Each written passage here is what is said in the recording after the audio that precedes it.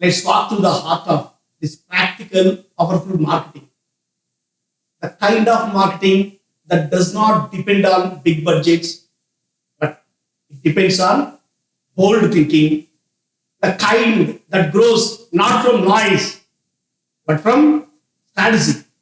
Not from luck, but from discipline.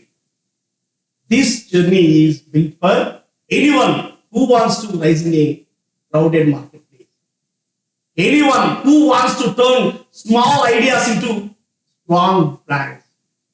Then anyone who believes that growth belongs to those who observe, those who adapt, and those who act consistently.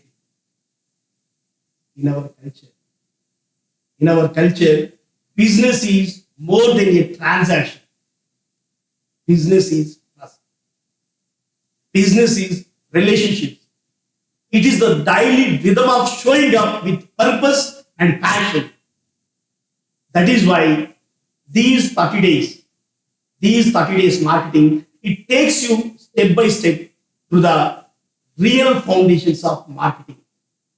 That is your mindset, your purpose, your research, your target audience, your identity, your service, your communication, your alliance, your consistency, and your long-term growth. So, 30 days marketing strategy. Each day gives you one simple, practical idea. Each idea becomes a building block. And together, these blocks, they create a strong marketing structure that you can use for the rest of your entrepreneur. This is not theory. This is not theory. This is not complicated jargon. This is real world, everyday marketing. It is made for you, shaped around you, and guided by your courage to move forward. So, let us step into this journey with an open mind. Let every day spark a new possibility. Let every idea bring you closer to your goals. And let this 30-day path becomes a turning point in the way you think, in the way you act, and in the way you grow. Your transformation begins with this 30-day marketing. So in this session, I will show you how to plan each day for 30 days so you can build strong marketing skills using the guerrilla marketing method. So let's start with the day one. What you are supposed to do on the day one. The guerrilla marketing mindset. The day one is mindset. Day one begins with simple truth. Your marketing begins in your mind. Your growth depends on how you think every day. You succeed. You succeed when you start seeing yourself not just as a business owner, but as a marketer, marketing expert. Someone who is always aware, someone who is always learning, someone who is always observing. Look around our society. A roadside fruit seller, a toy shop owner, a young freelancer, they all grow when they carry a clear marketing mindset. This mindset is not luck. This mindset is not luck. It is not something you are born with. It is something you build step by step through daily awareness and daily effort. So we need a strong mindset that shows up in a small detail. The way you shop, the way your shop smells, the tone of your WhatsApp reply, the cleanliness of your storefront, the way your staff greets a customer, the design of your brochure, the warmth in your Instagram post. Every small action becomes a message. Every message becomes marketing. So, in this mindset, In this mindset, marketing is not a department. It is not a role. Marketing is a verb.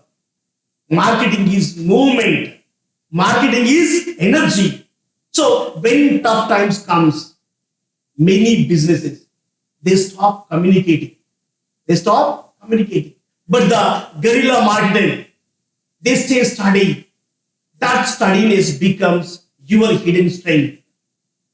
During financial disruptions, during health crises, during economic slowdowns, the businesses that kept communicating, they were the ones that survived.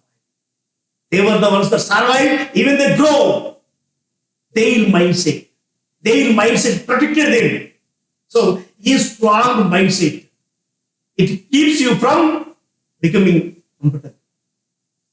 Comfort is fine, but it is very dangerous. Comfort is dangerous. The moment you think you are safe, that market moves ahead without you. Even spreads quickly in a noisy world where dozens of brands fight for attention on a single screen. So, to stay sharp, you must keep learning. You must keep observing.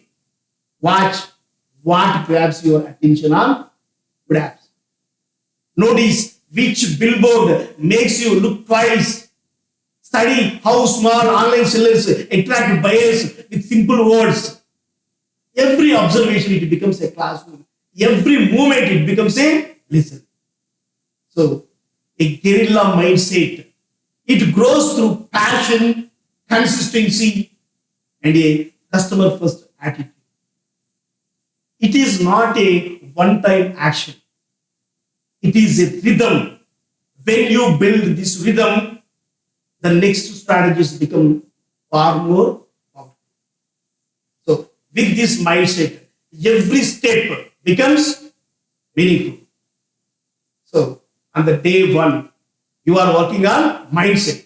You learned that marketing begins in your mind and your daily attitude shapes your success. That is day one. Now let's move to day two. The purpose of your marketing. The purpose.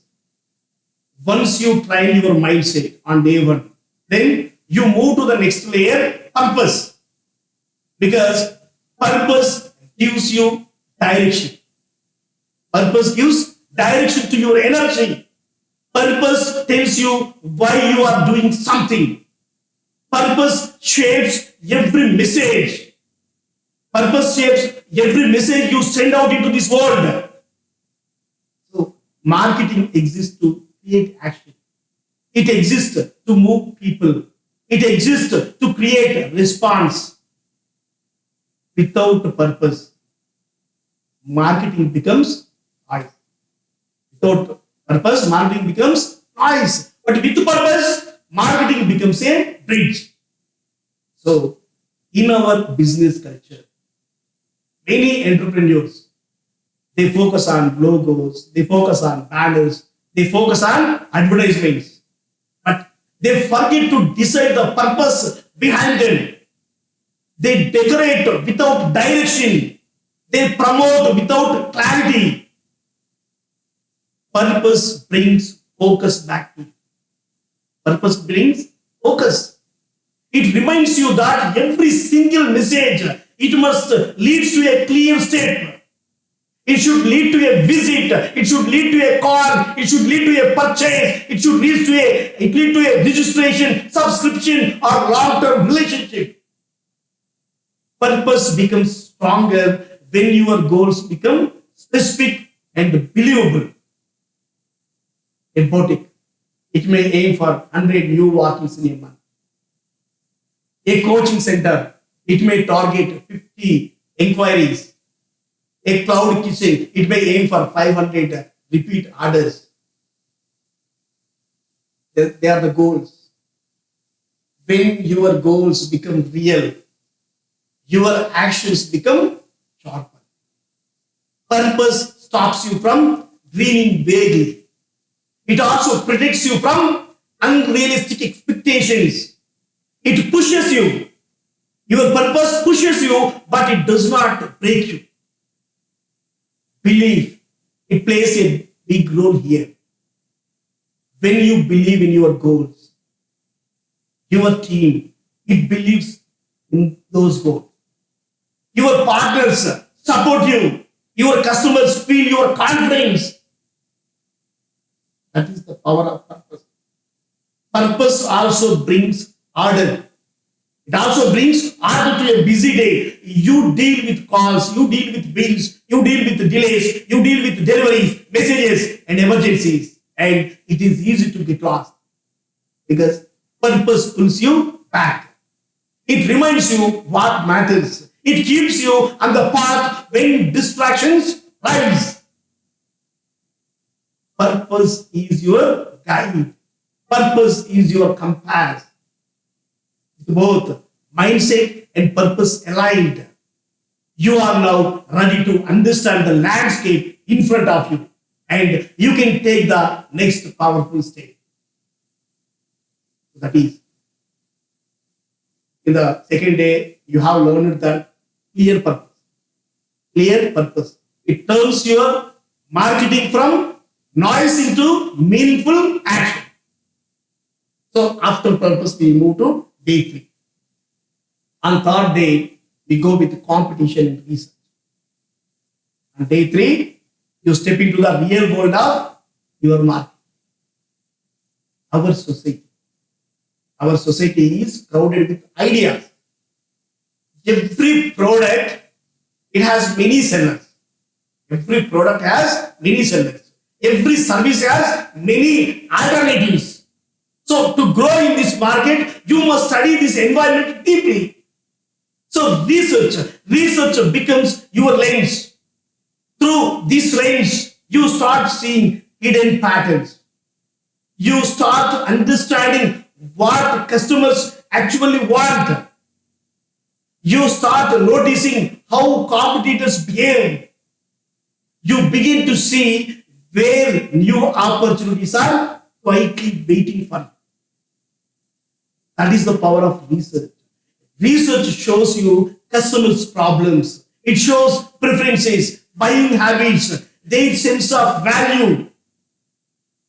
Value, it is an emotional force.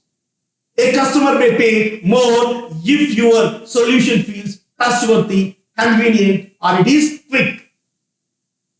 So, good research, it reveals this emotional value. It tells you what people truly care about. Research, it becomes stronger when you study competitors. Every competitor, they have a weak point. One may be fast but careless. One may be cheap but unreliable. One may be popular but slow to respond. When you observe these gaps, you discover your advantage. You discover your advantage, a real advantage. It must be communicated clearly, simply, and well.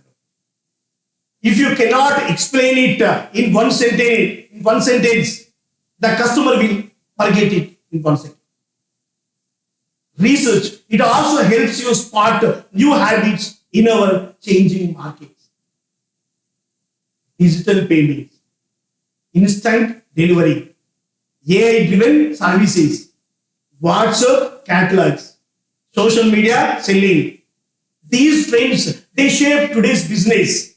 So when you observe them early, you adapt early. And when you adapt early, you stay ahead. In a fast-moving culture, customer behavior, it shifts quickly. Competitors, they change their strategy. Platforms evolve. Guerrilla marketers, they stay alert. Because you listen, you observe, you update your strategies to research. Research becomes both. It becomes a shield, it becomes a sword. It protects you from threats. It prepares you for opportunities. It guides you towards smart, confident action. That is the day 3. Research.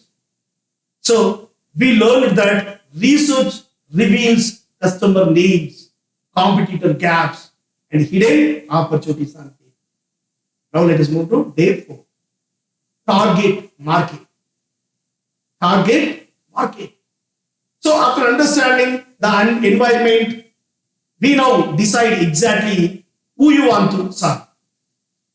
Our society is large and diverse, and that makes a clear target market a powerful advantage. Making a clear target market, it is a powerful advantage. When you narrow your focus, your marketing, it becomes sharper. It reduces waste. It reduces confusion. It increases accuracy. Trying to target everyone, it weakens you. Precision, it strengthens your market. For example, a restaurant, it must decide if it serves office goers, families, students, or fitness lovers, or delivery focused customers.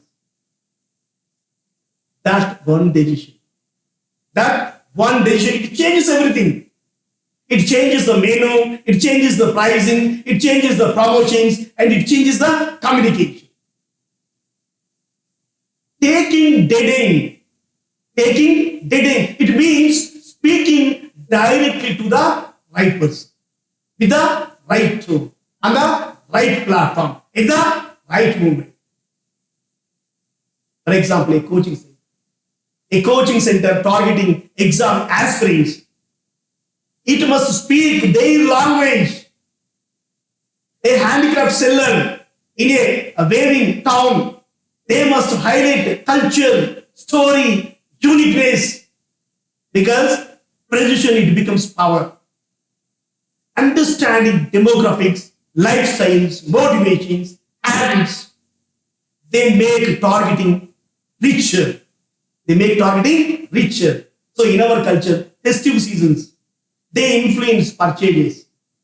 Community preferences, they guide decisions. Local traditions, they shape behaviors. The deeper you understand these layers, the stronger your message becomes. Identify your best prospect, the person who values your offer, the person who is willing to pay, the person who is likely to return to your market. Serving this person well, it becomes the core of guerrilla marketing. When the target is clear, your message becomes sharp. When the target is clear, your money works harder. When the target is clear, your business, it grows faster. So, in our society, personal trust, it plays a major role. It plays a major role in buying decisions. A good lister, it becomes a treasure. It includes phone numbers, WhatsApp numbers, email contacts, customer database, and community groups. So, people who already know you, or people who want to hear from you, make a list. A list is not just data. It is a network of trust. It is a warm audience. It is a steady source of opportunity. Every new contact, it increases your reach. Every follow-up, it increases familiarity. Every repeated message, it increases conversion. Even when the market slows, a strong list, it can keep your business alive. A list is not spam. It is a curated community that cares about your work.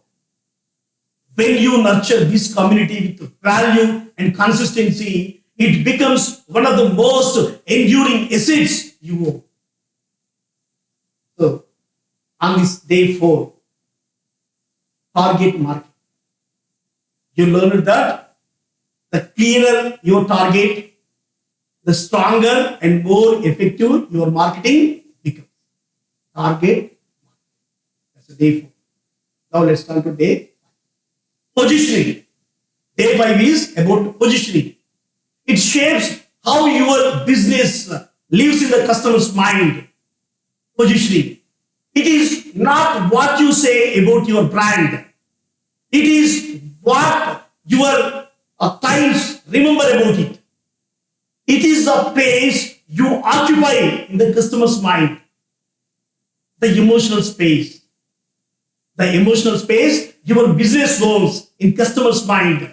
So positioning, it grows from your strengths and from the weakness of your competitors. In our crowded markets, positioning, it becomes a spotlight. For example, a dosha shop, it may serve many dishes, but customers, they remember it for one thing: the softest dosas, the crispiest masala, the fastest service. That one idea, it becomes its identity. Positioning, it becomes stronger when you highlight benefits instead of features. Customers rarely remember the technical details. They remember how you make life easier, faster, simpler, or more comfortable. A strong position, it becomes a promise. A promise you must deliver every day. That daily consistency, it becomes the foundation of long-term loyalty. So, on the day 5, positioning, we learned that positioning, it creates the identity which people remember long after the message fades. So, positioning is very crucial. After that positioning, we'll go for day 6, niche marketing. Day 6, niche marketing. It narrows your focus even further. A niche is not a tiny audience. It is a specific audience. A clear niche is often more profitable than a wide scattered market. So, in our market, niches thrive. For example, a saree designer. A saree designer may work only with a particular wave. A bakery, it may focus only on millet items. A consultant, he may work only with the young founders. These niches, they respond strongly because you understand their world. You speak their language. You solve their exact problems. A niche, it is like a home. It is like a place where your expertise shines. You become the go-to expert. Instead of one more option in a noisy market, you'll become an expert with this niche marketing because it reduces waste. It guides your time. It guides your money. It guides your energy. It guides your energy to the most promising group. It increases conversions and loyalty. It builds authority faster because specialists, they earn trust quicker than journalists. Not journalists, generalists. The people who are general. Okay. Our digital landscape, it also supports niche groups. It also supports niche groups and niche growth. Communities from around traditions, interests, values, and lifestyles. When you serve a niche well, word of mouth, it spreads quickly. A niche, it is not small, it is focused. And focus always strengthens the brand. So, on day 6, we focused on niche market. We learned that serving a focused niche, it builds authority, loyalty, and higher conversion. Day 7, your marketing weapons. Day 7 introduces the tools. The tools you can use to spread your message. In our Indian market, You are surrounded by hundreds of marketing weapons. Some weapons are expensive, some are free. There are many powerful if used with intention. A guerrilla marketer does not depend on money alone. You depend on creativity. A guerrilla marketer, it depends on creativity. You depend on creativity, consistency, smart selection. Your marketing weapons include your business card, your website, your WhatsApp status, your storefront, your follow-up messages, your customer service tone, your packaging, your social media posts, your reference, your alliances, your events, and even your community presence. These are all the weapons. These are all your weapons. Each one is a tool. Each one creates a tiny impact. When these small impacts add up, your brand becomes unforgettable. The key is not to use everything. But we have to choose our weapons wisely.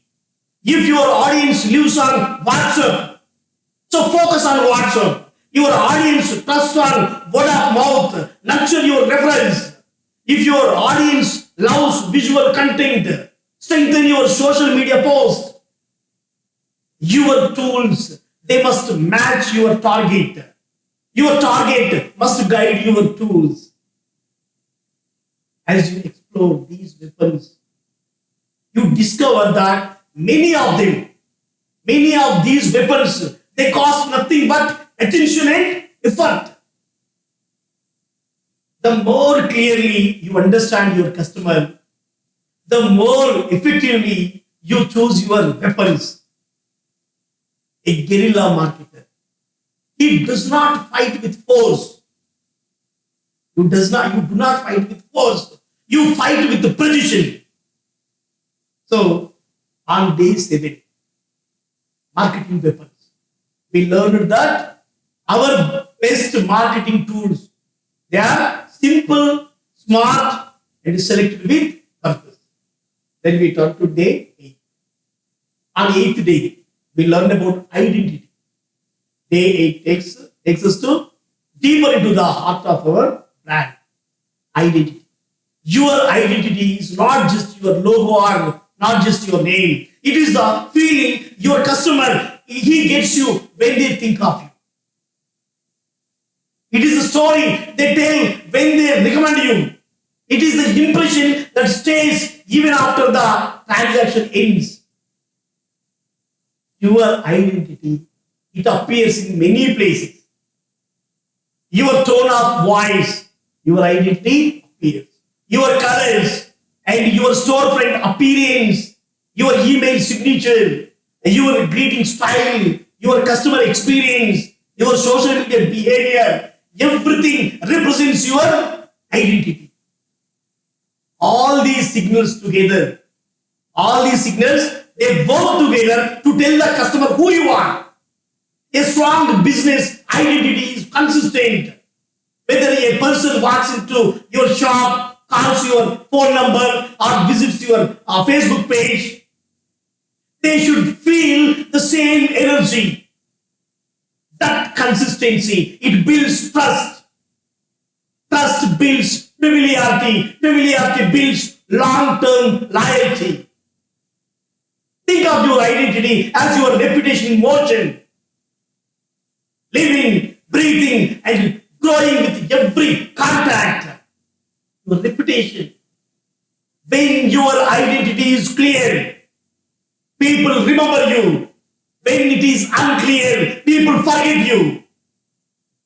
And in a noisy marketplace like our market, forgetfulness is your biggest enemy. So your identity is not decoration. It is direction. It tells the customer why they should choose you and not the next seller. This is day 8. Business identity. We learned that a strong identity, it makes our brand recognizable, relatable, and trusted. Then we move to day 9. Your business card and your business material. Day 9, it shifts your focus to something simple and powerful. Your business card. Your business card and all printed material and digital material, because they represent you, they represent your business. Even in a digital world, a business card still carries weight because it shows professionalism, it leaves a physical reminder, it creates a bridge between you and the customer that lasts longer than a handshake. Your business card, it must be clear. Your business card, it must be readable. Your business card, it must be memorable. Because one glance, it should reveal who you are, what you do, how you help, and how to reach you. Avoid clutter. Avoid confusion. Avoid trying to impress with unnecessary elements. The same rules apply to your brochure, your menus, your pamphlets, your posters, and to your digital flyers. People today, they are very busy, so they can scan information quickly. They do not read long blocks of text. They want clarity, not complexity. A clean design, it communicates confidence. A messy design, it communicates doubt. When your materials, they look professional, customers assume your service will also be professional.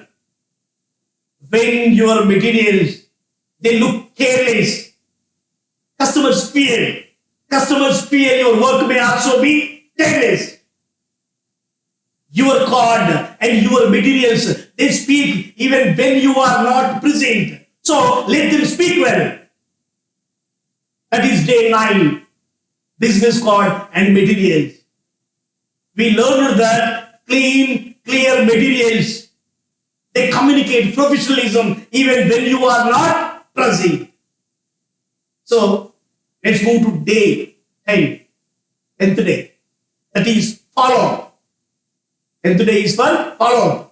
This day teaches you one of the most powerful habits in guerrilla marketing. That is the art of follow. That is the art of follow. Most businesses, they make a mistake. They communicate once and then they wait. But customers rarely decide after a single message. They decide after multiple reminders, multiple impressions, multiple touch points. So follow-up turns interest into action. Follow-up turns curiosity into commitment.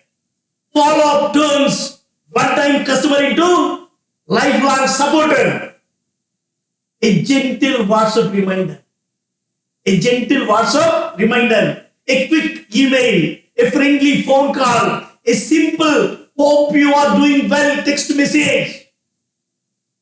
These small gestures, they build strong bridges. In our culture, personal warmth, it matters. When you follow kindly, people feel valued. When they feel valued, they respond. Follow-up is not pressure. Follow-up is presence. It shows consistency. It shows sincerity. It shows responsibility. Many businesses, they lose sales not because they are weak, but because they do not follow. A guerrilla marketer, he never misses this chance. Because you show up. You show up with respect. You show up with clarity. You show up with purpose. So, follow up. It transforms your efforts into results. That is day 10. 10th day, follow. In this, we learned that follow-up turns interest into action. Interest into action. And it builds long-term relationships. Then we'll go to 11th day. 11th day, that is your marketing plan. So, this 11th day teaches us that organize everything you have learned so far into a simple, clear marketing plan. A marketing plan is not a thick document. It is not meant to impress others. It is meant to guide you. Your actions, your decisions, and your direction. Your plan, it answers 4 basic questions. Who are you serving? What value are you offering? How will you communicate that value? When will you take each step? When you write these answers down, you create a roadmap. You create a roadmap that keeps you steady even when your business day becomes chaotic. So, a good plan, it feels practical. A good plan, it feels practical. It feels realistic. It feels like something you can actually follow. Your plan, it also protects you from distractions. New ideas will tempt you. New trends, they will distract you. New competitors, they will shake you. But a clear plan, it brings you back to your path. Think of your marketing plan as your compass. A small, simple, and always pointing you in the right direction. So, this is 11th day, marketing plan. We learned that simple, practical marketing plan, it gives direction to all your marketing efforts. So, have it one. Then we move to day number 12. Your media mix.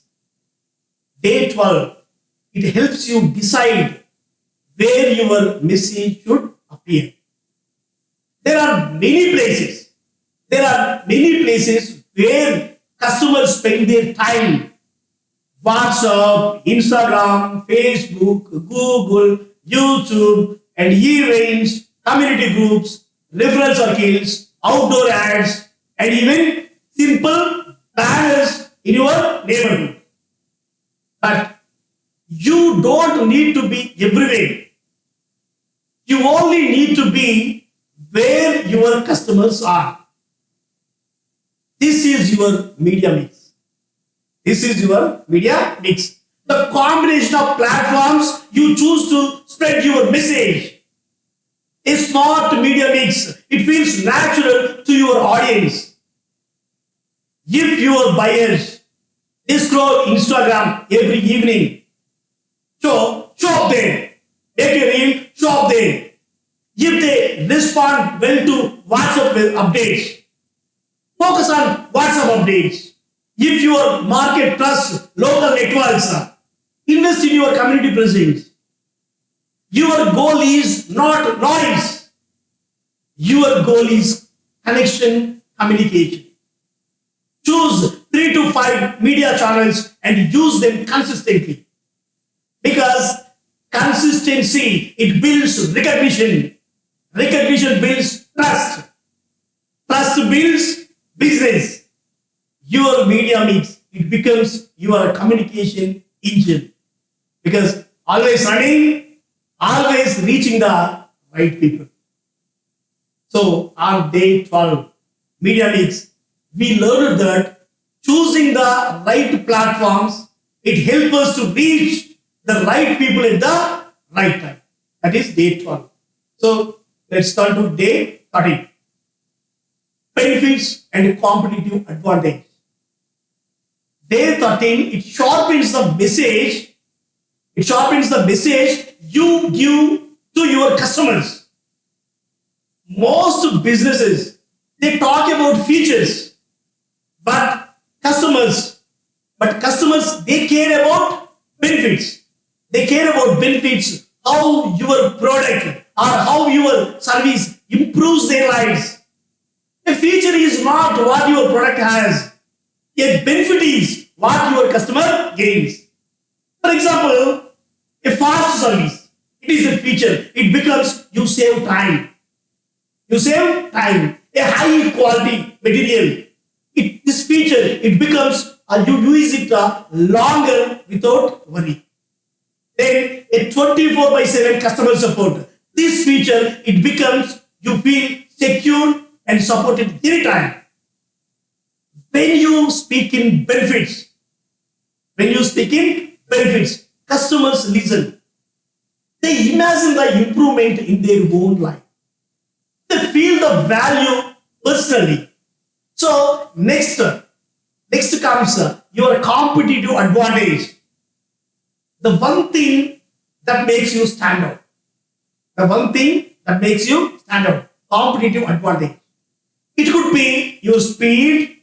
It could be your reliability. It could be your creativity. It could be your price. It could be your warmth. It could be your expertise. It could be your unique style. Your advantage, it must be clear, simple, and repeatable. If you cannot explain it in your own breath, it is not sharp enough. Because benefits, they attract attention.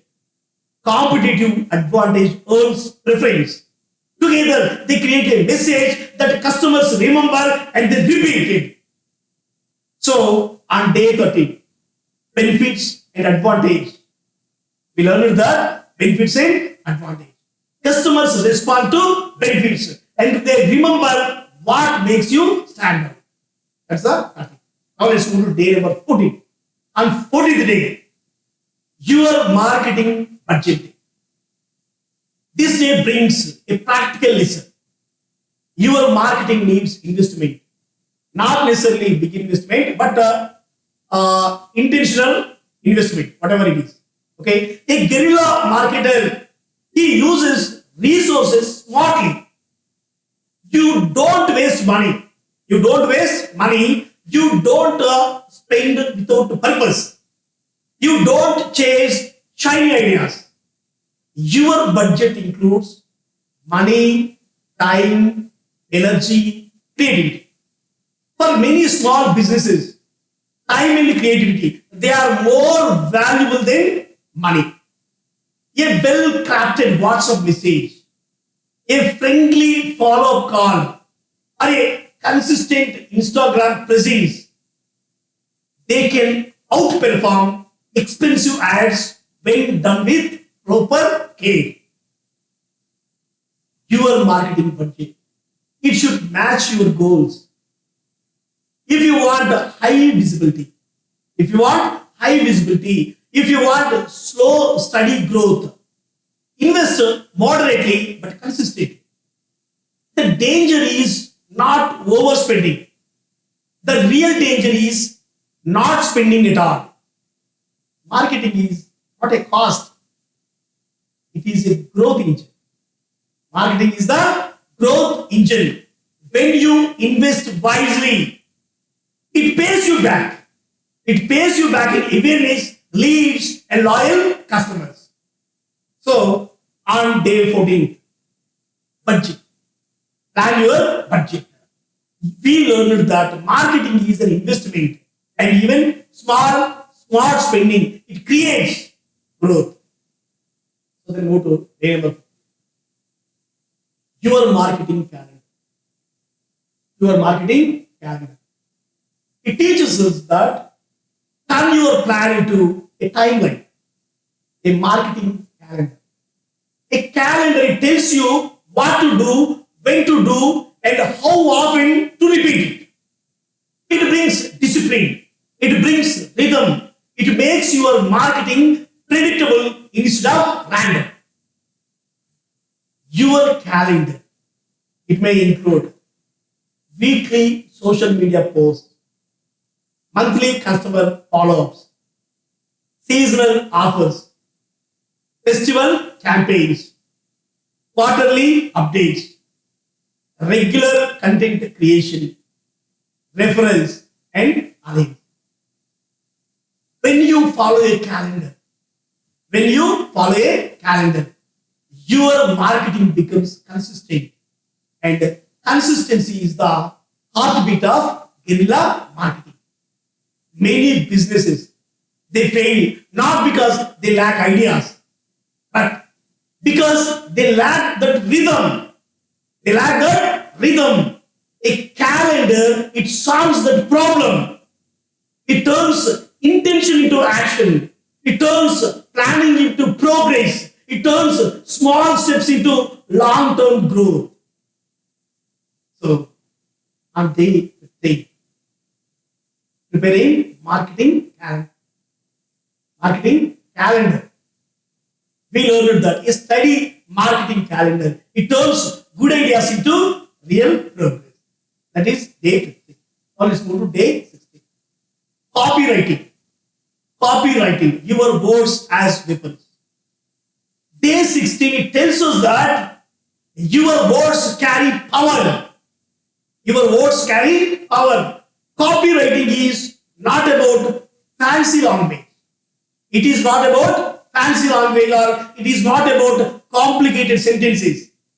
It is about speaking to your customer's heart in a way they instantly understand.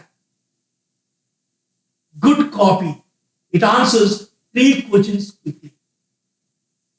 What are you offering? Why should they care? What should they do next?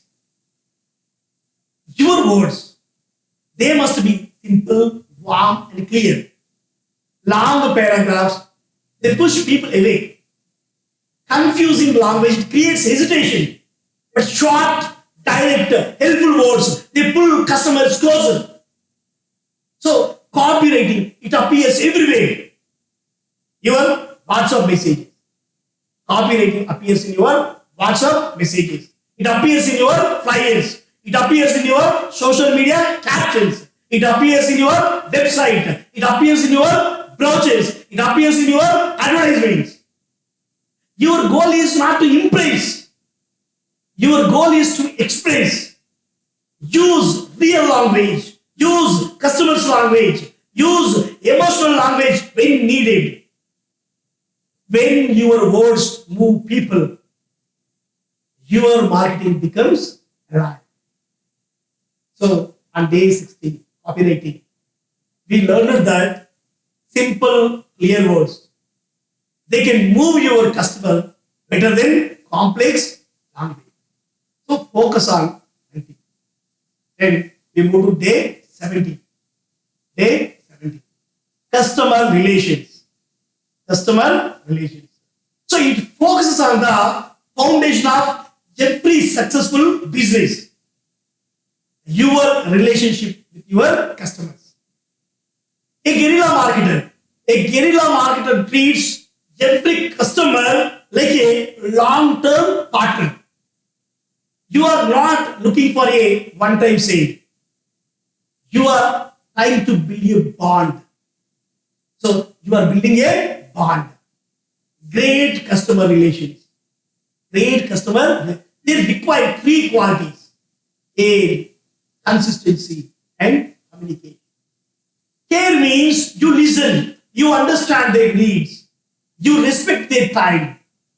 Consistency means you deliver what you promise. Every time. No surprises, no excuses. Then, third point. Communication. It means staying connected even after the sale. A simple follow-up, a festival greeting, a service reminder. These gestures, they create loyalty. So, in our culture, people remember how you market them, how you make them feel, If you treat them warmly, they stay. If you treat them casually, they treat. So, when your customer relations, when they are strong, you gain more than buyers. You gain supporters, you gain ambassadors, you gain even lifelong promoters. So, on day 17, customer relations, we learned that strong relationships, they turn customers into long-term supporters. That is day 17. Then we move to day 18. Customer service. Day 18, it deepens your focus on service, the daily experience that shapes how people think about your brand. Customer service, it is not only solving problems, it is preventing problems. It is preventing problems. It is the smile in your voice when you pick up the phone call. It is the patience in your reply when someone is confused. Then it is the respect. It is the respect in your tone when someone complains. Great service. Great service. It turns a disappointed customer into a loyal customer.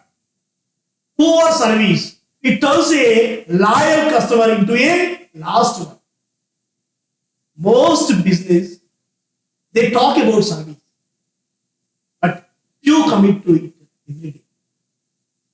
Your service quality, it becomes your signature. Your service becomes your signature.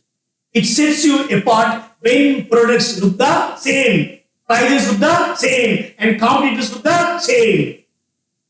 It sets you apart, your service. When you serve well, customers forgive small mistakes. When you serve badly, customers forget your strength. Service is not a department. Service is not a department. Service is mindset. Service is attitude. Service is a culture inside your business. Serve well and your brand becomes unforgettable. So on day 18, customer service, we learned that great service becomes your signature and sets you apart from competitors. Then we move to day 19. Your business location. Day 19, it teaches you that location is not just a place. It is part of your market. Whether you run a shop, a studio, an office, or a home-based business, your location, it affects how people view you. A good location is visible, accessible, and welcoming. Visibility, it means customers can find you without difficulty. Accessibility means they can reach you without stress, whether by road, online, maps, or by phone direction. A welcoming location, it feels organized, it feels clean, it feels comfortable. For digital business, your location is your online presence, your website, your social media pages, and your contact details. Your location should make life easy for the customer. If it feels confusing, if it feels far, if it feels unsafe, if it feels unclear, people hesitate. People hesitate to choose you. A strong location, physical or digital, it builds confidence before you even speak. So on day 19, business location, we learned that our physical or digital location, it influences trust before you say a word. Day 20, site layout. Day 20 takes you inside your space. The layout your customers see when they enter. Your site layout, it communicates silently.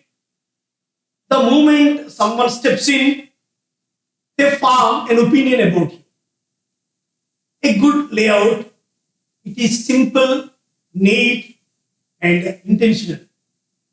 It helps customers move easily. It guides their attention to important areas. It creates comfort. If the layout is crowded, messy, or confusing, people feel stressed. If it is clean, organized, and bright, they feel relaxed. So think of layout as a visual handshake. It tells the customer, you matter, you are welcome, you are safe here. You are communicating this with your presence. Even a small space, it can feel spacious with the right arrangement. Even a large space, it can feel cold without warmth. A restaurant with enough space between tables, clear walkways, hygienic cutlery, hygienic cutlery stations, and visible cleanliness, it makes dining pleasant. But if tables are squeezed together and the wash area is hidden or unclean, customers hesitate to return. A good layout, it enhances both experience and reputation. For online businesses, your site layout is your website or your social media page. If your bio is clear, your highlights are organized, and your posts they follow a simple structure, the customer feels guided. If everything looks scattered, unclear, or confusing, they exit in seconds. Your digital layout, it shapes the first impression just like a physical space. So, your layout, it should support your marketing message. It should reflect your brand personality. It should make people want to return.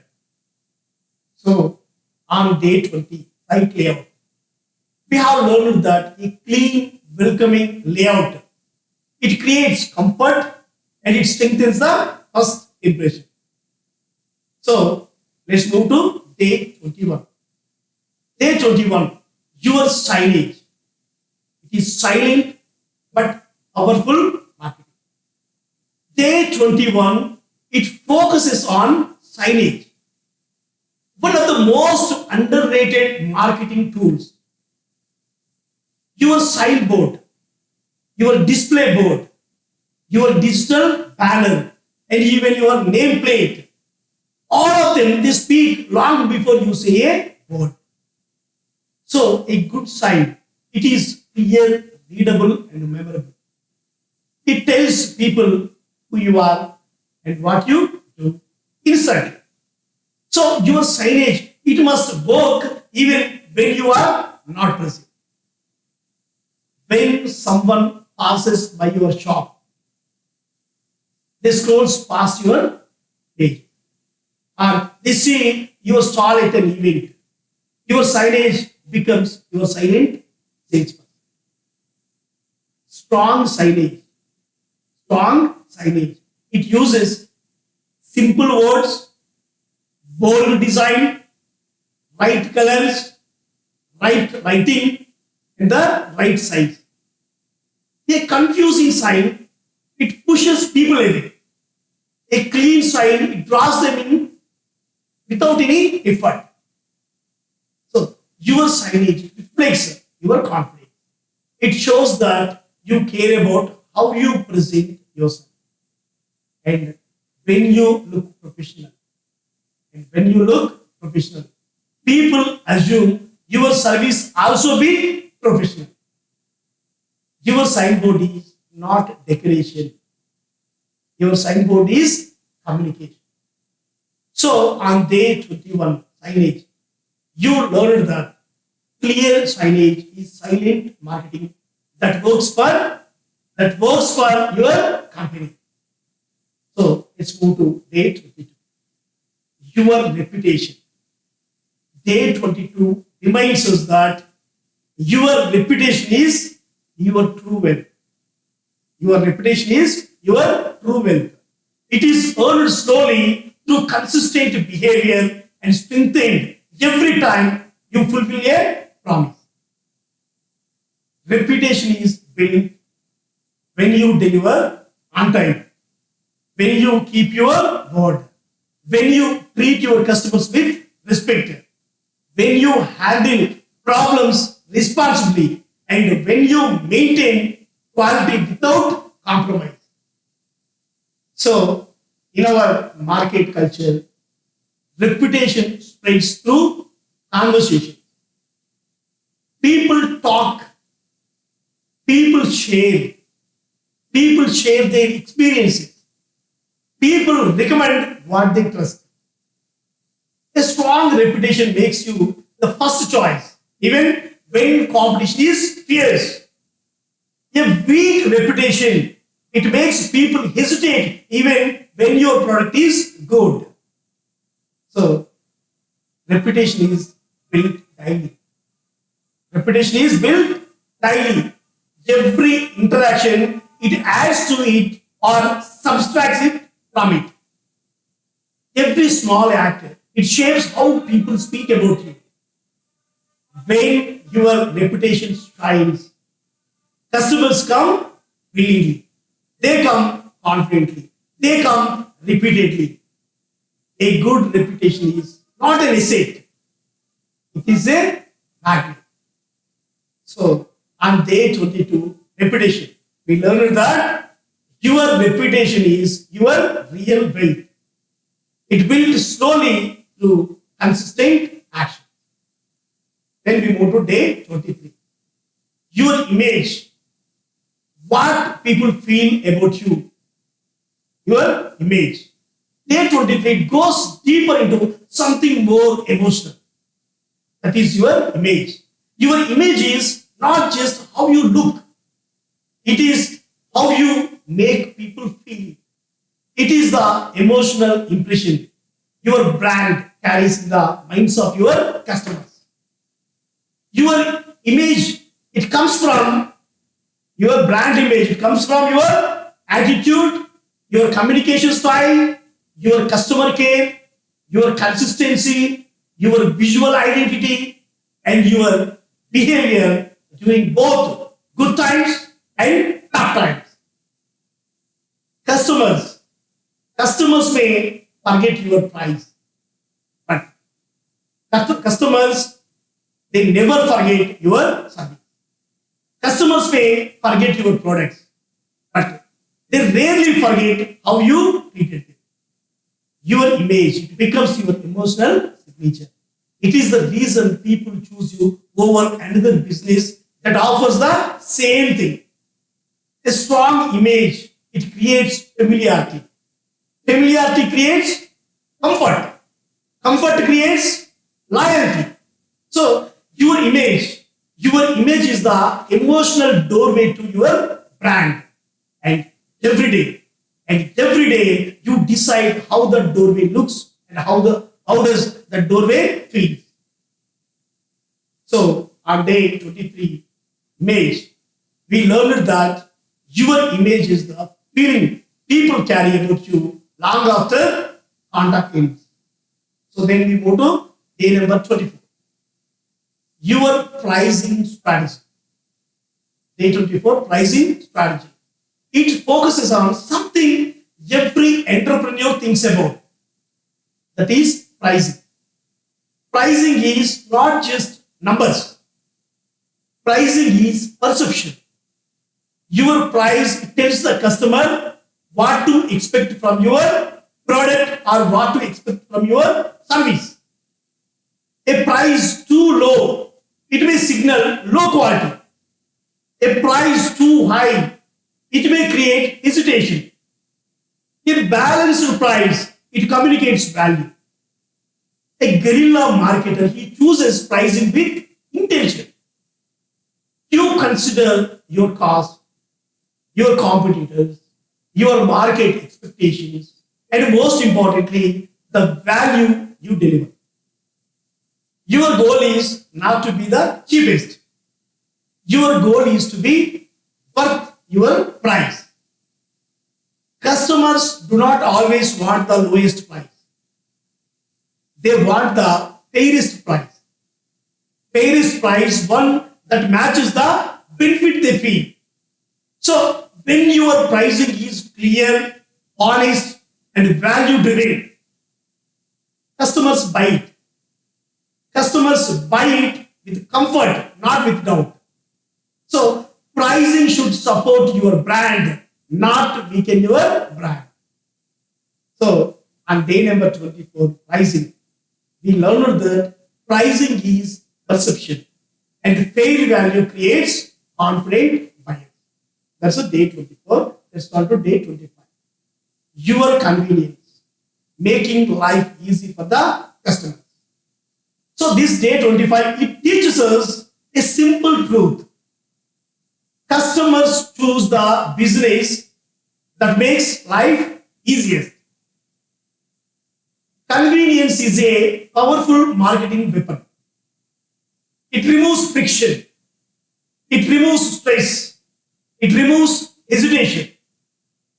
Convenience, it can come from easy payment options, simple instructions, quick replies, fast delivery, clear directions, flexible timings, or even a friendly tone that makes communication comfortable. When customers feel that, you make their life easier. You make their life easier. They return to you naturally without being pushed. Convenience, it shows respect for their time, respect for their energy. And respect is the foundation of loyalty.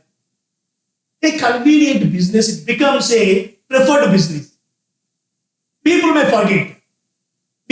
forget features, but they never forget how smoothly your services work. Convenience, it is not luxury. Convenience is a strategy. So on day number 25, convenience, we learned that customers choose the business that makes life easiest for them. That's a day 25. Let's start to day 26. Your consistency, the secret ingredient. On day 26, we have to practice consistency. It reminds us that something quietly powerful. Consistency beats intensity. Most businesses, they start with energy, excitement, and big plans. But slowly, the rhythm fades. A guerrilla marketer does not rely on mood or motivation, but you rely on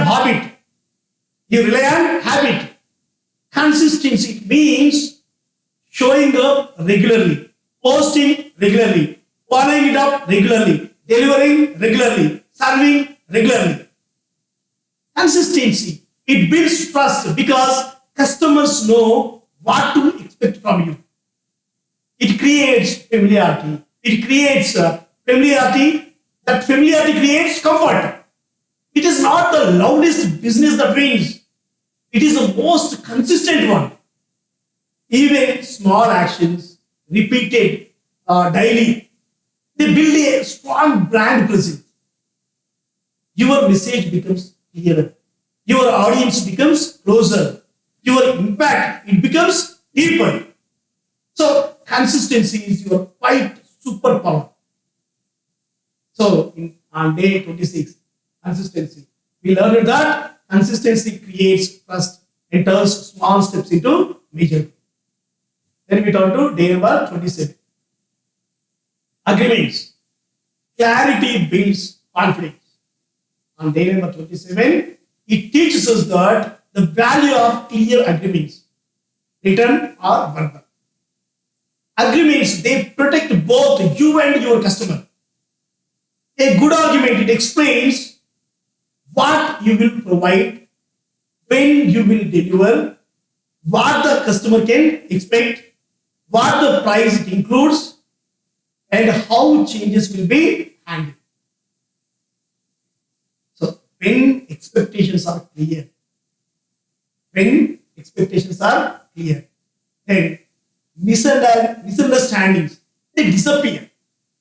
Clarity, it reduces stress. Clarity builds confidence. Clarity creates smoother relationships.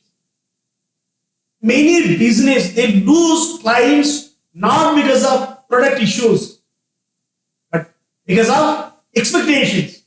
Because expectations, they were never clearly defined. A clear agreement is not formal. It is professionalism. It is respect. It is responsibility. When you communicate clearly, customers trust you more deeply. So, on day 26, agreements, we learned that clear agreements, they prevent confusion and they build professional confidence. So let's come to day number 28. Your referrals. Your referrals, turning customers into ambassadors. This day 28, it teaches us, it gives you one of the strongest forms of marketing. That's a reference. A happy customer is the best advertisement you can ever earn. Their words, they carry more weight than any ad you design. People trust recommendations. People trust recommendations. Those recommendations are from friends, family, colleagues, neighbors, community members. So, a guerrilla marketer, he encourages referrals to care because you ask politely. You offer small incentives when needed. You express gratitude when referrals come your way. Referrals, they require you to deliver consistently good experience. People will only recommend what they genuinely believe. Every satisfied customer, they become a bridge to new opportunities, to new customers. When referrals grow, your marketing becomes easier, faster, and more sustainable. A referral is not luck. It is the reward for your service. So, on day 28, referrals, we learned that happy customers, they become ambassadors who grow your business naturally. Then we move to day 29. Your alliances, growing through partnerships. On day 29, it introduces us to alliances, strategic partnerships. They help you grow without extra cost. Alliances, they happen when you collaborate with the businesses that share your audience but do not compete with you. For example, a boutique pays with a jewelry design. A gym team up with a nutrition. Then a home tutor partners with a stationery shop. A cloud kitchen collaborate with a local influencers. These partnerships, they multiply visibility and trust. Your message, it reaches new people through someone they already rely on. These alliances, they offer shared promotions, shared customers, shared reach, shared strength. The key is mutual benefit. Both sides must grow. Both sides must protect each other's reputation. Both sides must communicate clearly. When alliances work well, your business, it expands without extra spending. So, on day 29, alliances, we learned that smart partnerships, they expand your reach without extra cost. Then day 30, your growth, the journey continues. Day 30, it brings this 30-day journey to powerful conclusion. This is not the end. It is the beginning of your new marketing mindset. Growth is not a sudden leap. Growth is a steady climb built through learning, observing, improving, and acting consistently.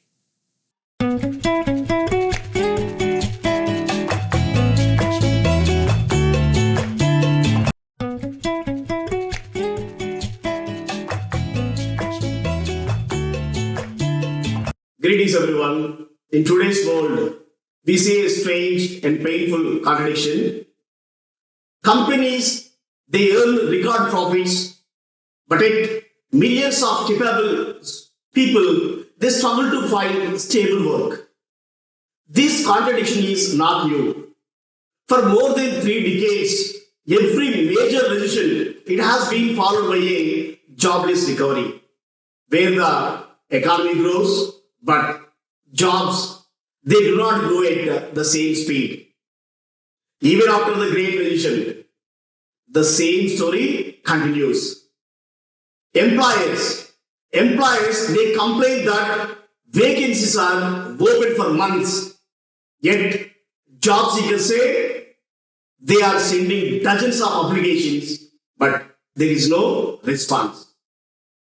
This confusion, it creates frustration, anger, and self-doubt among sincere people who only want a fair chance to work and build their lives.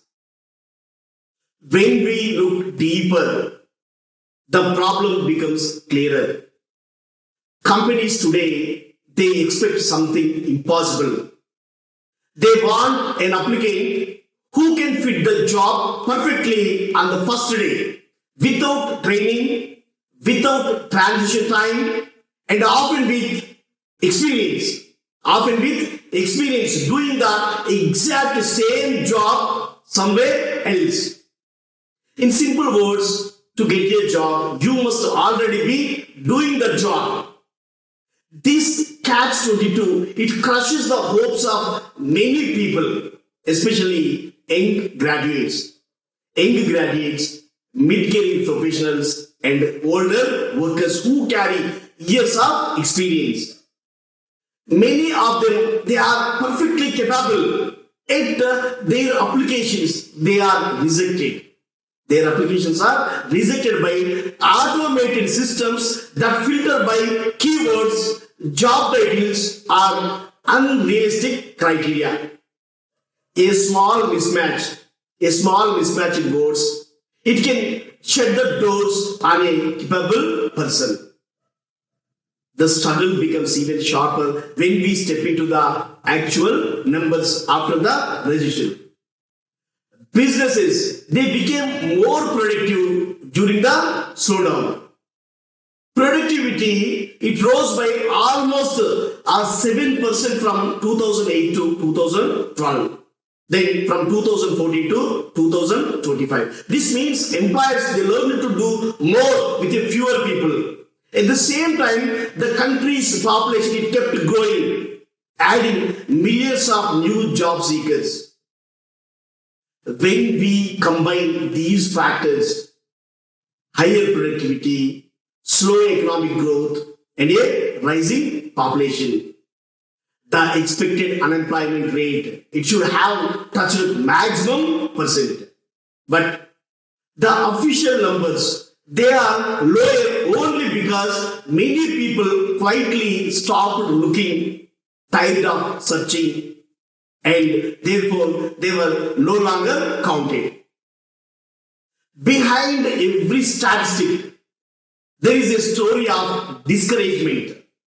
Even where vacancies exist, the situation is not simple.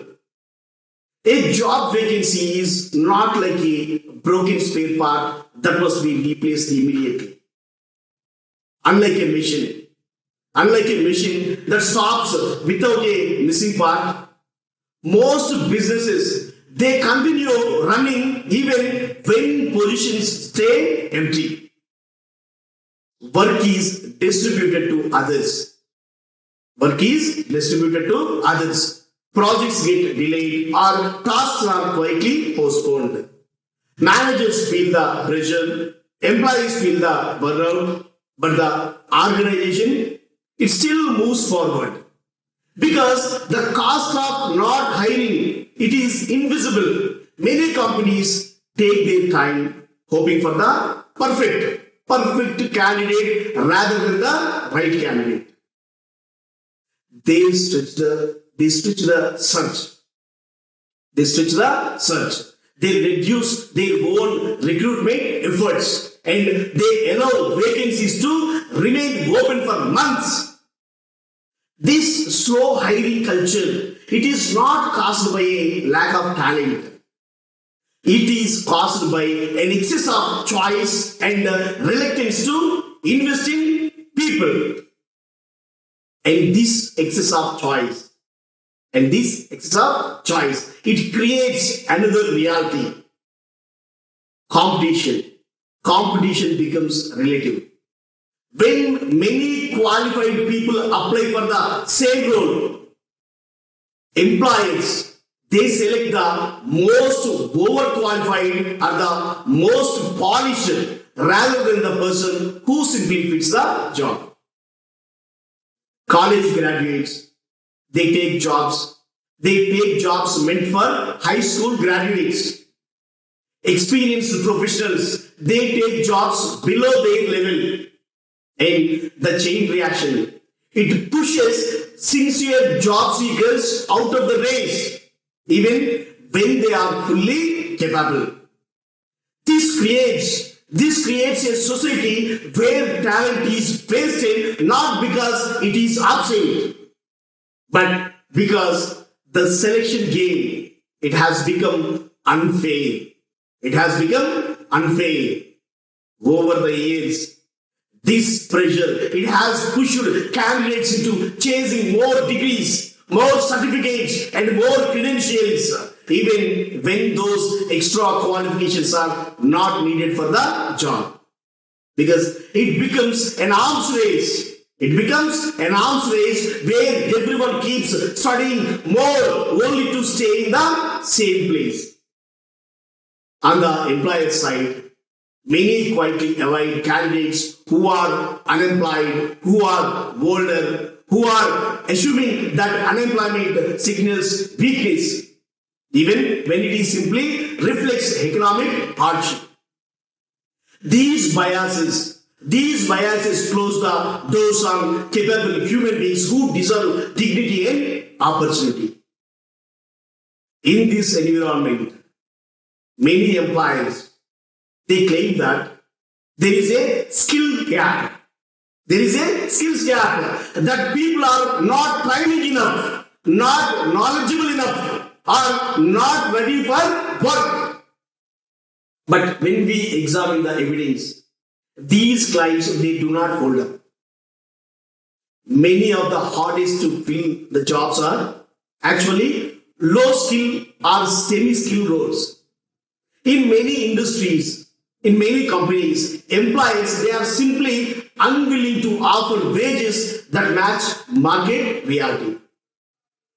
In other cases, they expect new workers to carry experience that can only be built by working in the same role earlier. Another contradiction that locks out thousands of deserving people. The truth is simple. Good people, they are not failing.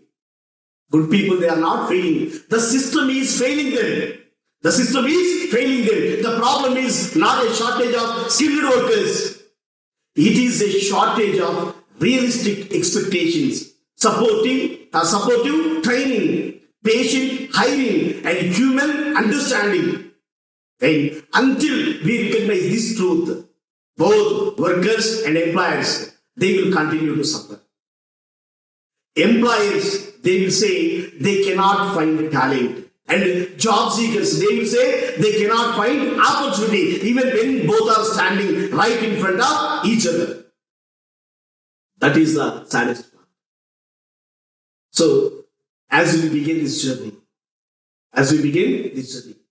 let us accept one powerful truth. The future will not improve. By blaming young people or colleges or universities. The future improves when employer rethinks how they hire, when society stops treating people as disposable, and when we rebuild a system that values learning, that values patience, that values human potential. only then will good people finally get the good jobs they truly deserve. So, there is a debate on skills gap. In our society, there is a debate on skills gap.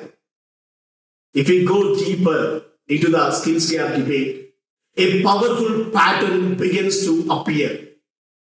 Everywhere we see headlines claiming that employers cannot find qualified people. These headlines, they travel fast. These headlines travel fast. They create noise. They attract attention, they ignite debates, they quickly shape the public opinion. But when we look beneath these claims, the picture becomes far more complex. The so-called skills shortage, it often reflects something deeper than the absence of talent. For example, take a recent situation in Indian aviation. Indigo flights, they were being cancelled because there were not enough trained pilots. Thousands of passengers, they were stranded. Thousands of national and international passengers, they were stranded. Indigo, which controls more than half of India's aviation market, it struggled under this crisis. On the surface, it looked like a simple shortage. But the truth behind it, it points towards a much larger structural issue. While airlines were collapsing, India's largest private operator of airports, they acquired the country's biggest pilot training company for a massive sum. It looked like a business decision, but the meaning was far deeper. In aviation, the one who controls pilot training, they control the future supply of pilots. And the one who controls the supply, controls the direction, controls the pace, and controls the limits of industry growth. This is not just a skill shortage. This is power consolidation. In most cases, employers, they repeat the same complaint. They are unable to find the talent they need. On the surface, this sounds convincing. But when we examine the type of jobs they struggle with, the confusion becomes clear. Many of those so-called hard-to-fill positions, they are actually routine roles. Basic labor roles or semi-skilled company roles where learning happens on the job. Even for the sales jobs or for office support staff or technician roles, they appear on the list. These are not specialized roles requiring rare abilities. They are the roles that traditionally train people after hiring. This gap between perception and reality, it grows. It grows because companies expect a level of readiness that does not match the real world job market. Some employers, they insist that wages are not the problem. Yet, they offer salaries far below. To the industry standards. Others, they expect highly experienced people to accept low pay simply because unemployment is high. In such situations, the issue is not skill shortage. It is a wage shortage. A disturbing pattern also appears when companies talk about lack of knowledge. Instead of referring to economic ability,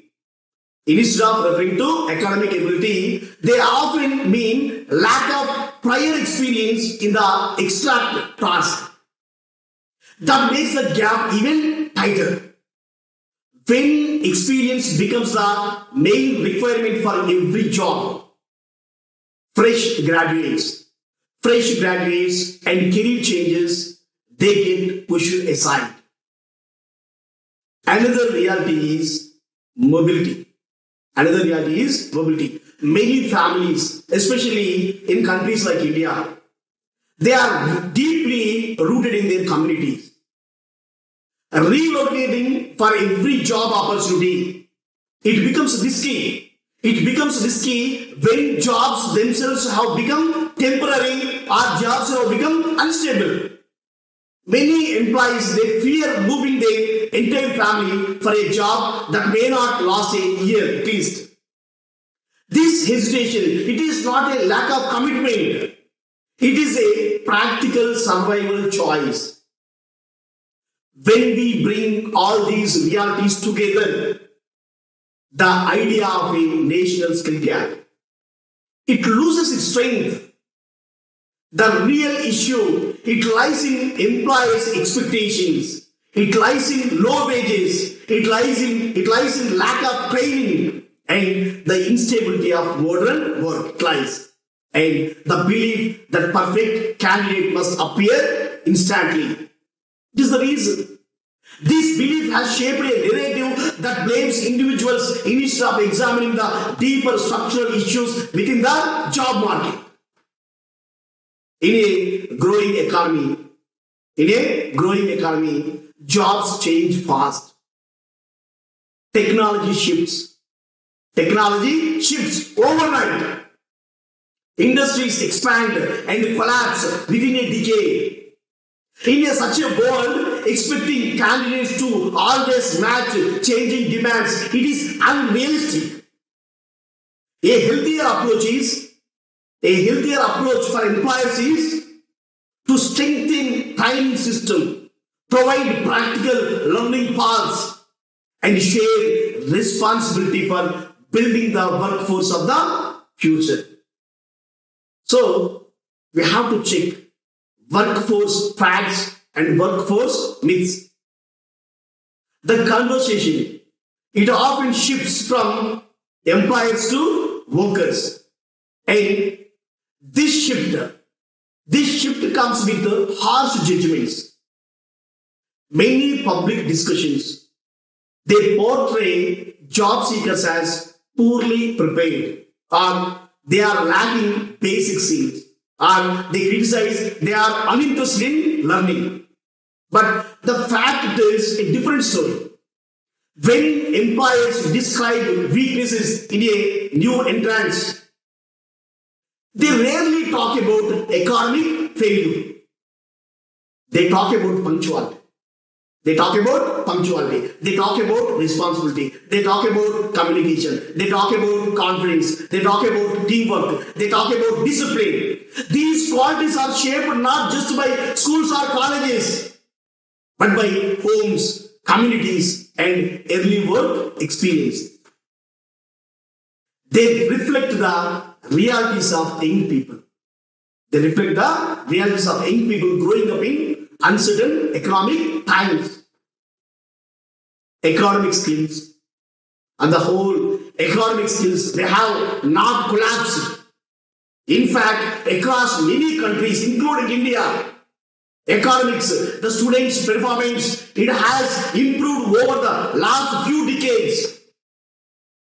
More young people, they are finishing graduation, they are finishing post-graduation. Even more women, they are entering universities compared to other decades. More are choosing fields aligned with market demand. Although inequalities between rich and poor, they remain.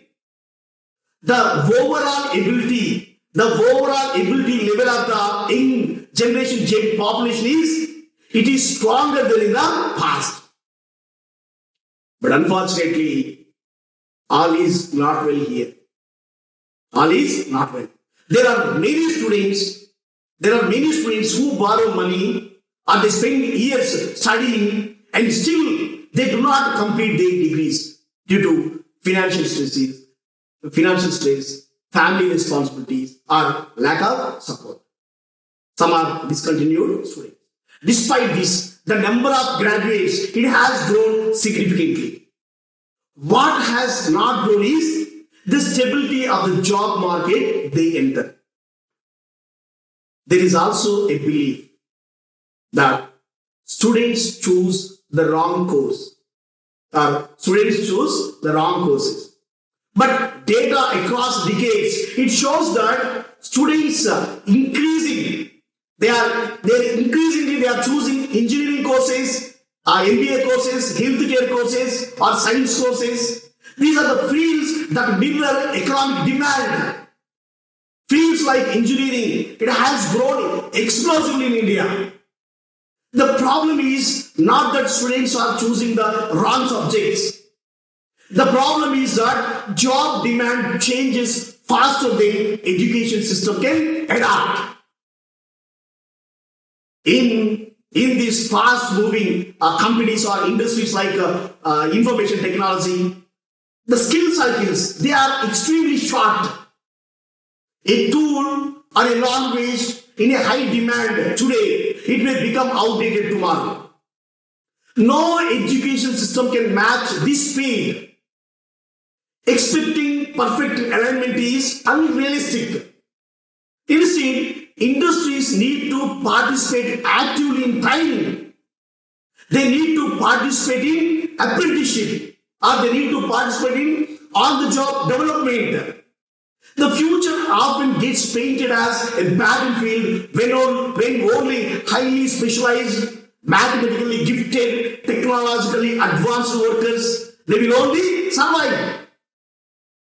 But the truth is that many high growth sectors, they require strong interpersonal abilities rather than advanced technical skills.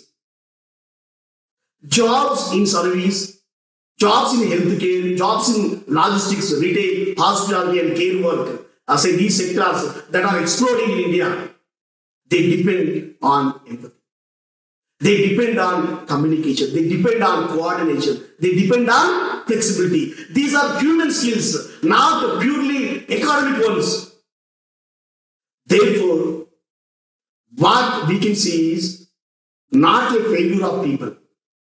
Not a failure of people. It is a misunderstanding of what work truly requires. It is a mismatch. It is a mismatch between public narratives and ground realities.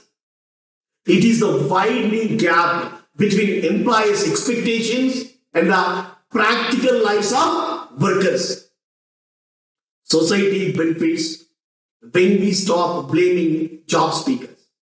When we stop blaming job seekers and when we start understanding them.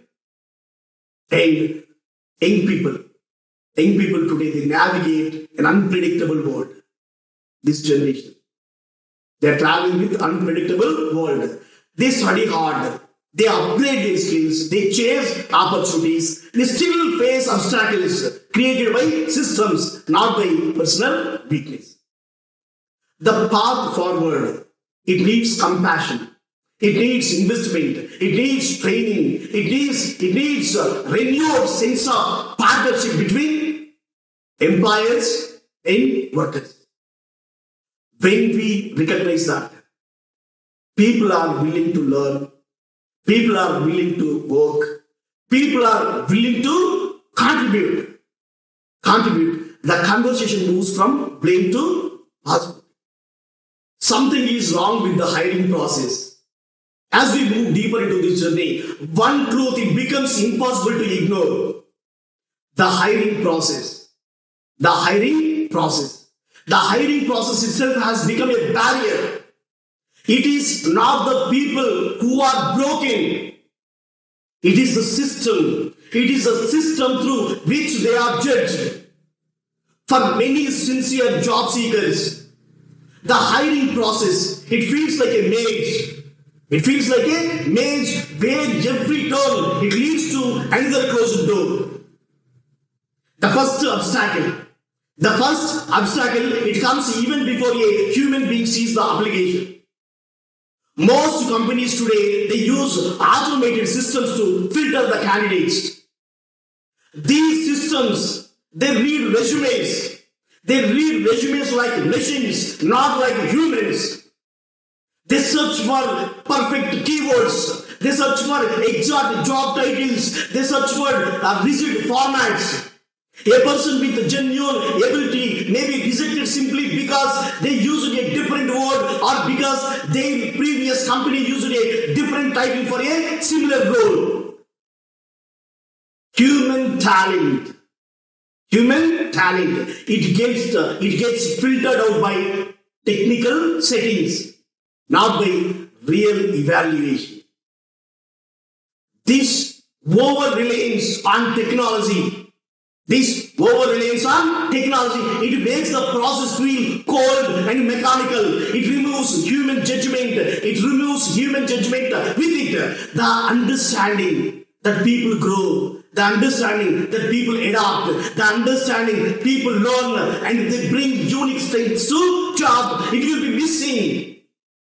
So in our country, countless capable youth, they feel the frustration.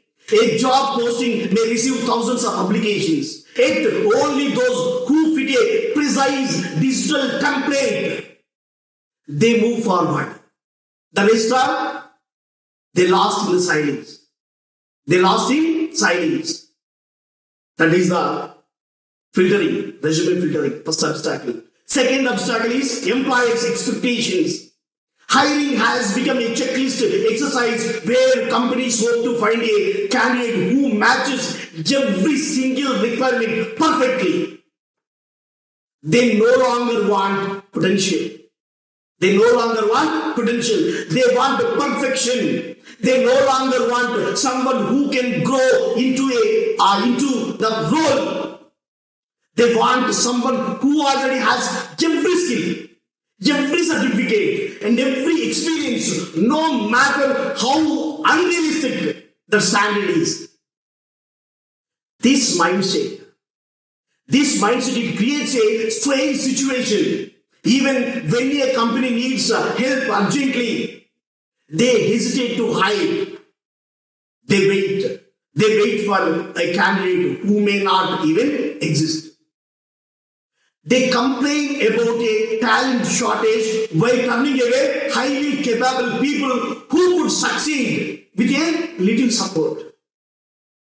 The belief that only the perfect candidate will do, it becomes a silent barrier. That keeps vacancies open and job seekers unemployed. So that is the second obstacle. Third obstacle is, it lies in the shrinking willingness of companies to train the people. Earlier generations, they often entered the companies that invested in them. The companies invested in candidates. The companies taught them. The companies gave them time to grow. But unfortunately, today in the present scenario, training is treated as an expense rather than an investment. Companies expect employees to arrive fully ready, even for jobs that require specialized knowledge or company-specific process. They need experience. When training disappears, the burden shifts entirely onto the job seekers. They must collect degrees. They must collect certificates. They must collect experience all before they even enter the gate. This makes entry-level work harder to access, and it leaves those who cannot afford expensive education further behind. Then the final barrier. The final barrier is that many employees themselves, they feel overwhelmed. They receive more applications. Than they can handle. Yet, they cannot easily identify the right people. This creates delays, this creates confusion, this creates missed opportunities on both sides. Good people are waiting and companies are searching. Yet, the two rarely meet because the process in the middle is, it broken system. The deeper message is clear. The hiring process today, it does not place value on human potential. It values pattern matching. It values pattern matching. It rewards those who already have privilege, exposure, and experience. It does not nurture growth. It does not reflect the realities of how people learn. A society that ignores human strength. A society that ignores human strength in favor of rigid checklists. It creates a future where jobs remain open and capable people, they remain unemployed. To move forward, we must rebuild. We must rebuild hiring around trust, around learning, around opportunity. Only then we can, only then the true talent of a nation, it can rise. A training gap, not a skills gap. A powerful shift. A powerful shift. What many calls as a skill gap is actually something very different. Powerful shift. That is, people are not lacking skills. People are lacking opportunities to be trained. The world has changed. The world has changed. Companies have evolved. And technology now shapes every corner of the economy. But training is the bridge that connects people to new jobs. It has weakened over time. The system has weakened over time. Companies once saw training as a natural part of business. It was understood that new employees, they needed time to adjust, they needed time to learn, they needed time to refine their abilities. This investment, it created loyal workers and strong companies. But over the years, training budgets, they have shrunk. Mentorship, it has faded. And long-term development, it has been replaced by short-term hiring. When training disappears, the responsibility of preparing for a job, it shifts entirely to the individual. A young graduate is expected to enter the job market already polished.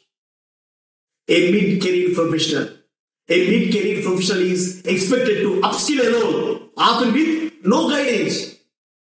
An older worker, he is expected to keep pace with the changing tools all by himself.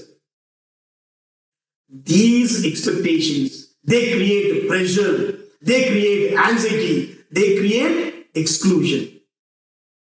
Many companies, many industries, they complain that they cannot find workers. They complain that they cannot find workers with specific technical skills. But these skills are often unique to each company or each sector. They cannot always be taught in schools or colleges or in universities.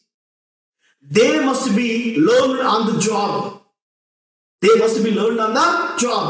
When employers refuse to provide this on-the-job training, then vacancies remain open while talented people stand outside the door. In countries like India, this gap is clearly visible. It is visible everywhere. Students often learn theory in college, but they rarely receive practical exposure.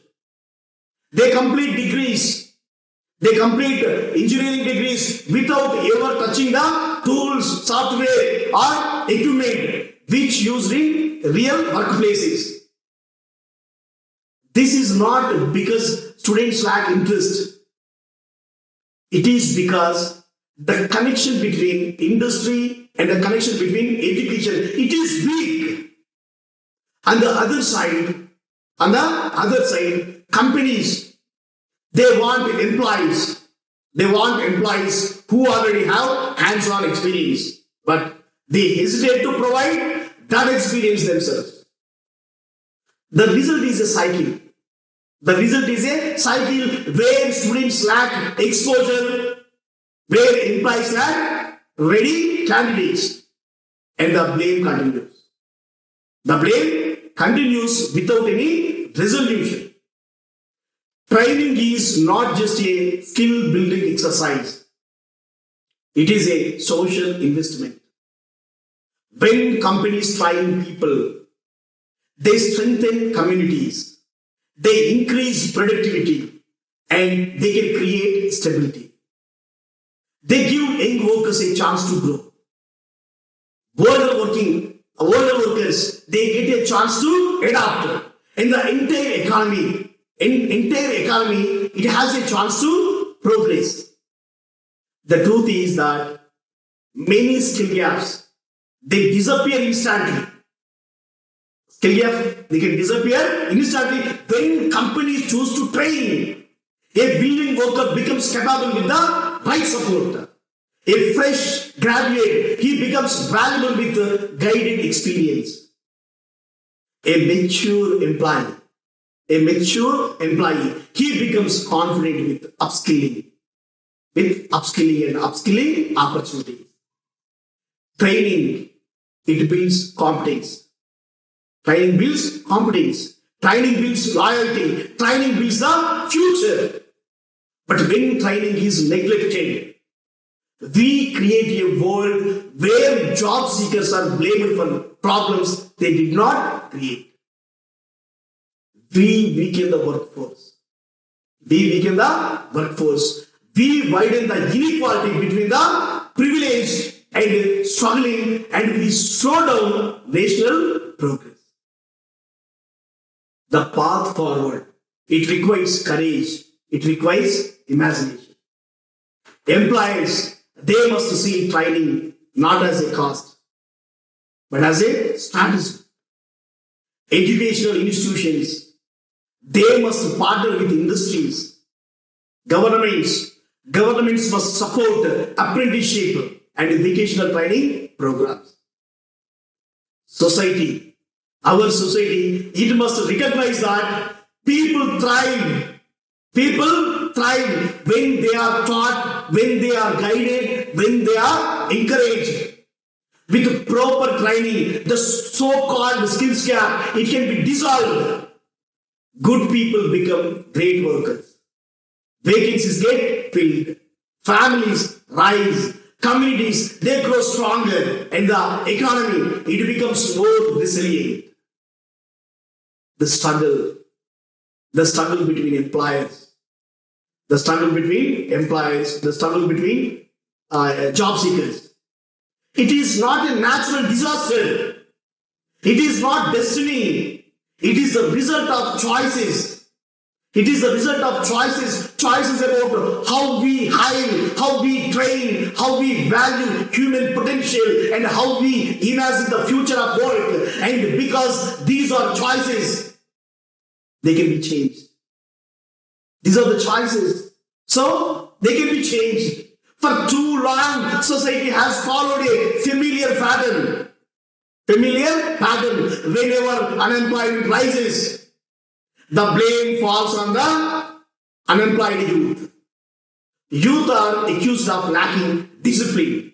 Graduates are accused of choosing the wrong courses. Workers are accused of not keeping up with technology. Then, what about older employees? They are accused of being slow, or they are accused of being outdated. This blame culture, it provides an easy explanation, but it blocks real progress. The real issue, it has always been the structure of work itself. Jobs, they change faster. Jobs change faster than education systems. Technology evolves faster than training programs. Employers demand experience before offering opportunity. Hiring systems, they are relying on machines. They are relying on machines instead of human judgment. This mismatch is creating a long shadow where good people stand waiting, not because they are unworthy, but because the system is refusing. The system is refusing to adapt. Then the way forward begins. The way forward begins. It only begins when employers recognize their role not just as selectors of talent, but as builders of talent. Companies, they must rethink hiring as a shared responsibility. If a perfect candidate does not exist, the answer is not to wait endlessly. The answer is to train. The answer is to mentor. The answer is to support. The answer is to cultivate potential. Every great workforce is built, never found fully made. It is built.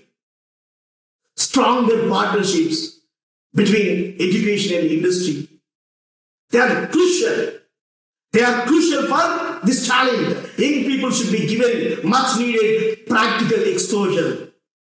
These young kids are given much needed internship, apprenticeship, project work, real world problem solving. Then, when academic institutions, when employers, when they work together, learning, it becomes relevant. Learning, it becomes purposeful. Learning, it becomes connected to the future. Equality. Equally important is redefining the role of experience. Experience is not only the number of years spent in a previous role. It is the capacity to learn. It is the capacity to adapt. It is the capacity to dependable and to contribute. Treating experience as a rigid requirement, it pushes away changing youngsters, a fresh talent, returning workers, and older professionals who still carry immense wisdom. A more balanced approach, it can unlock hidden potential in every community. AI, artificial intelligence, and technology, they must also be used wisely. Automated hiring tools, they should support human judgment, not replace it. The goal is to widen opportunities, not narrow them. A resume, it should be seen as a starting point, not the final verdict on a person's work. At a national level, investment in training, investment in reskilling, investment in continuous learning, it can transform the workforce.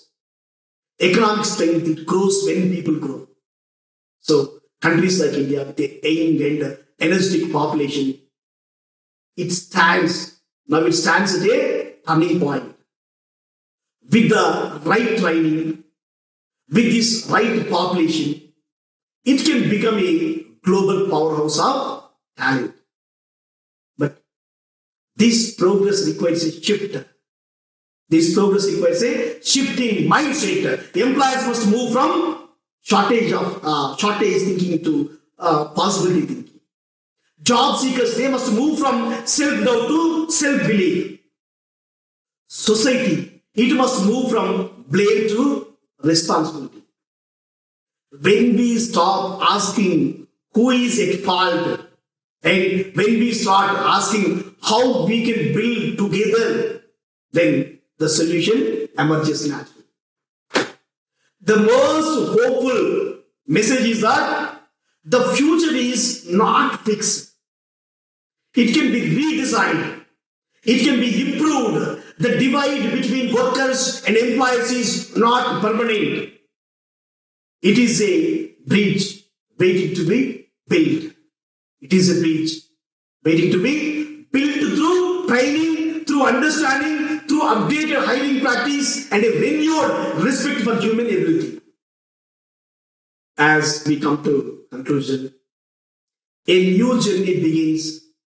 A new journey where companies, and workers, they meet not as adversaries, but as partners. A future where training is seen as an investment, not as a burden. A future where vacancies are filled with people who grow into their roles and they carry pride in their work. That is the future. That is the future. A future where no good person is left behind simply because the system failed to see their potential. The way forward is path of imagination, the path of courage, and the path of collaboration. And when we walk that path together, the gap between youngsters, the gap between people, the gap between employees and opportunities, it finally starts to close.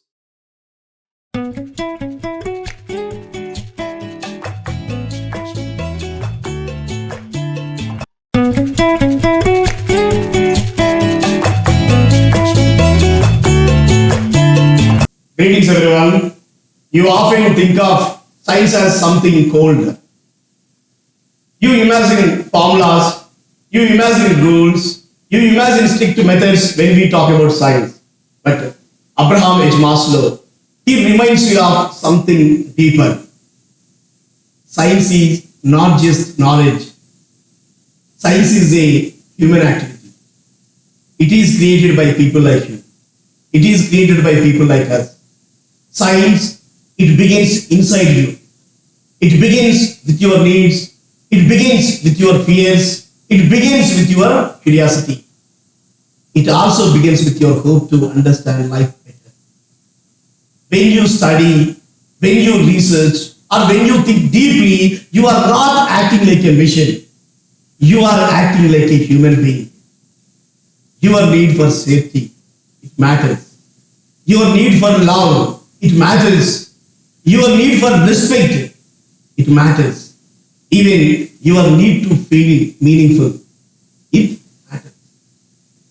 Maslow, he explains that science is driven by these needs. Science is driven by needs, not just by logic, not just by facts. Your emotions, they are not the enemy of reason. They work together. When you are healthy inside, your thinking becomes clearer. Your emotions, they support your intelligence. Your curiosity, it becomes honest. Your search for truth, it becomes human. You must also understand this. Science is not done by one type of person. It needs many minds. Science needs many minds.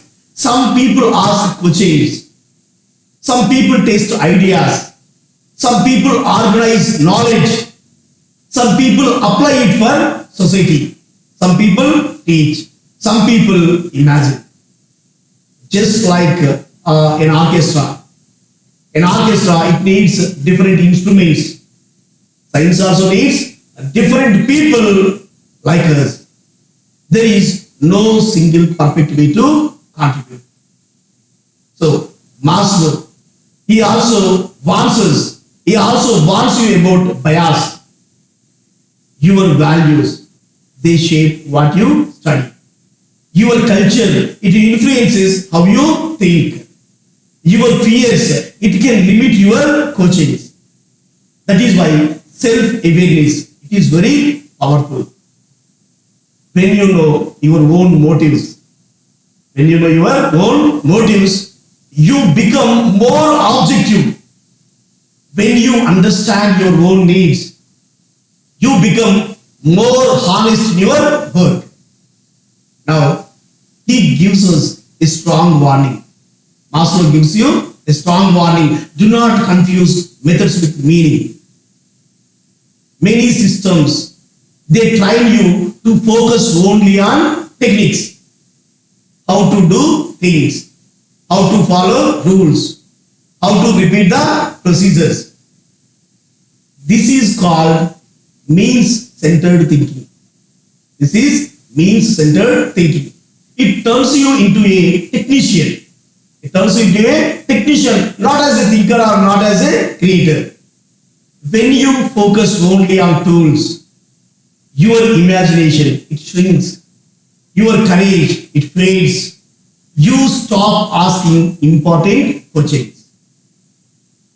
Maslow, he asked you to shift your mindset. Shift your mindset. Become problem centered. Ask meaningful questions.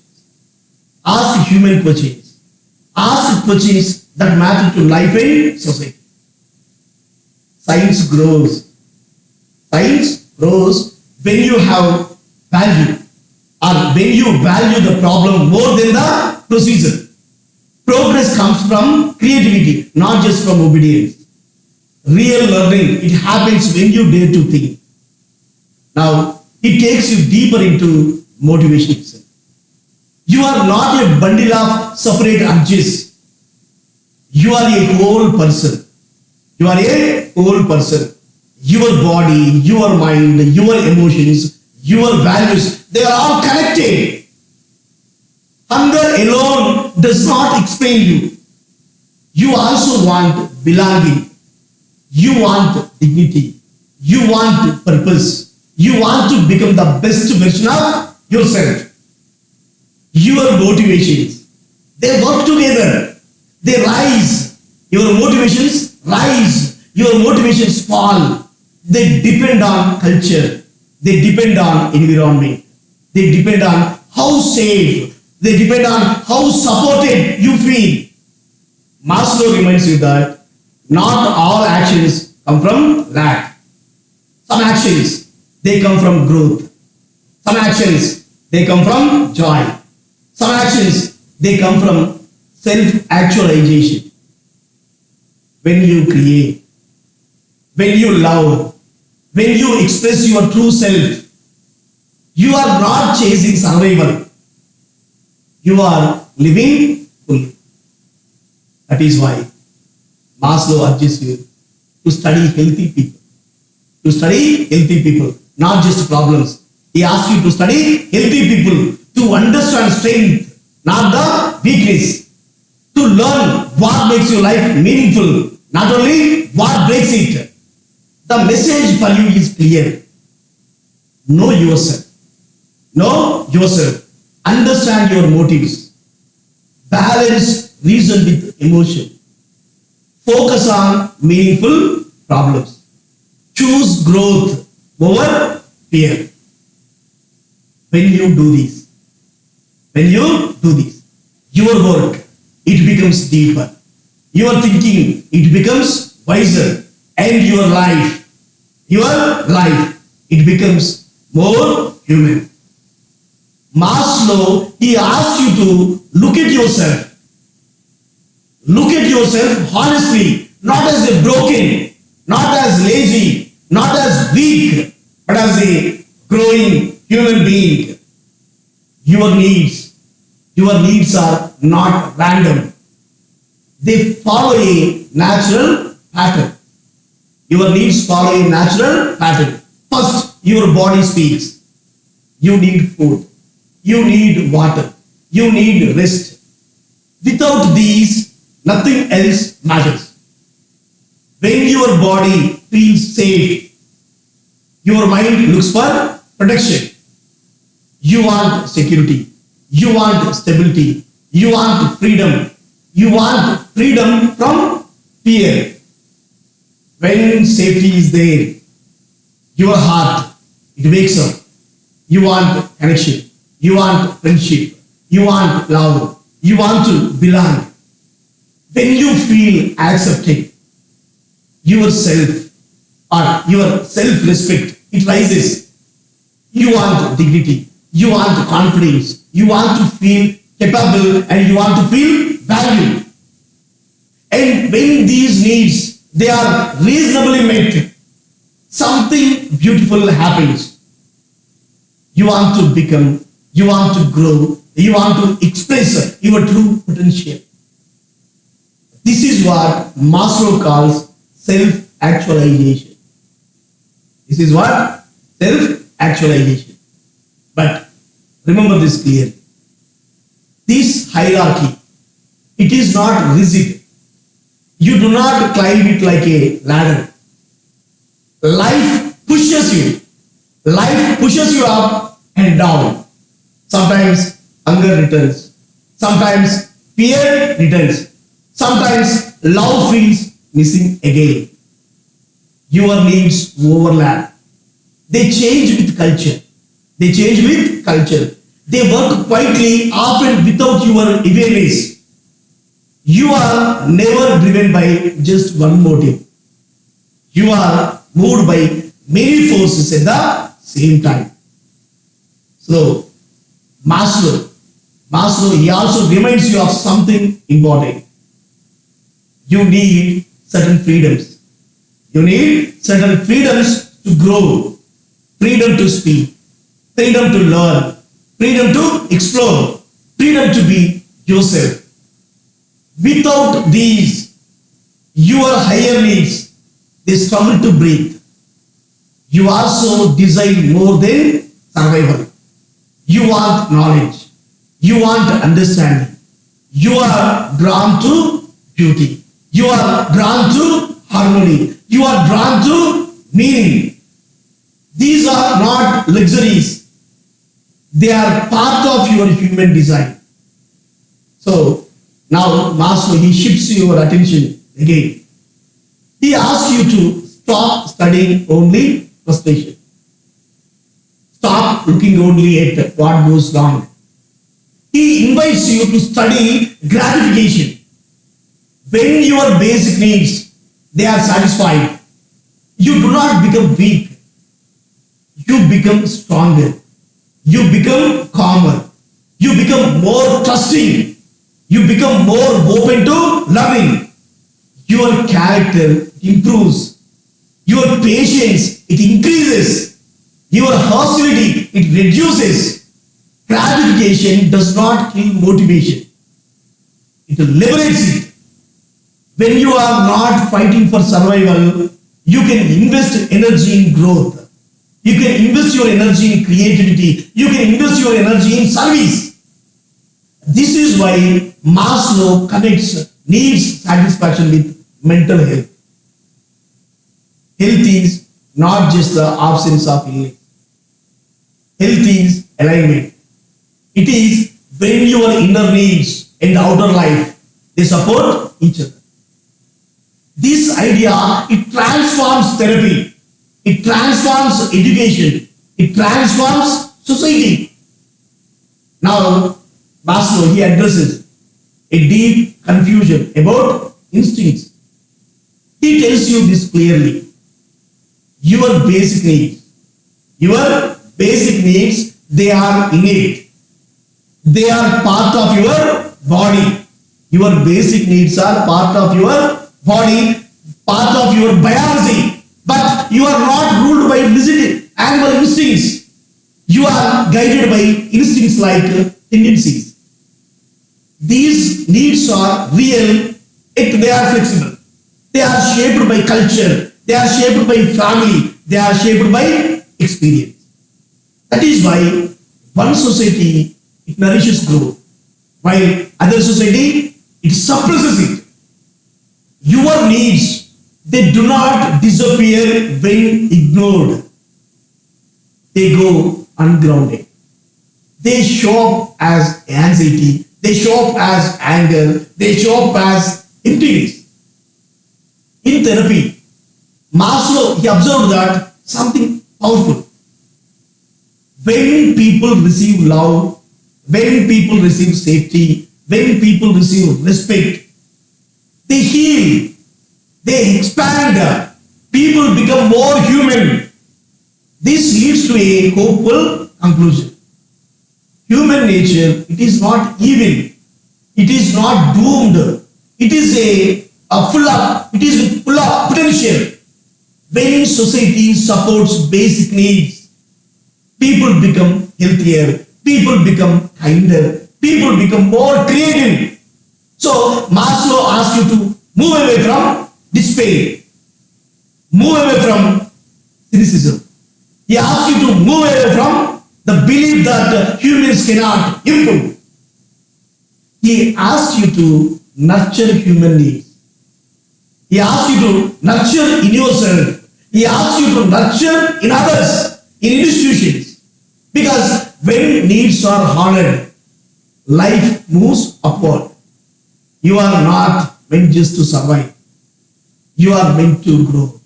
You are meant to contribute. You are meant to actualize who you are truly. This is not a wishful thinking.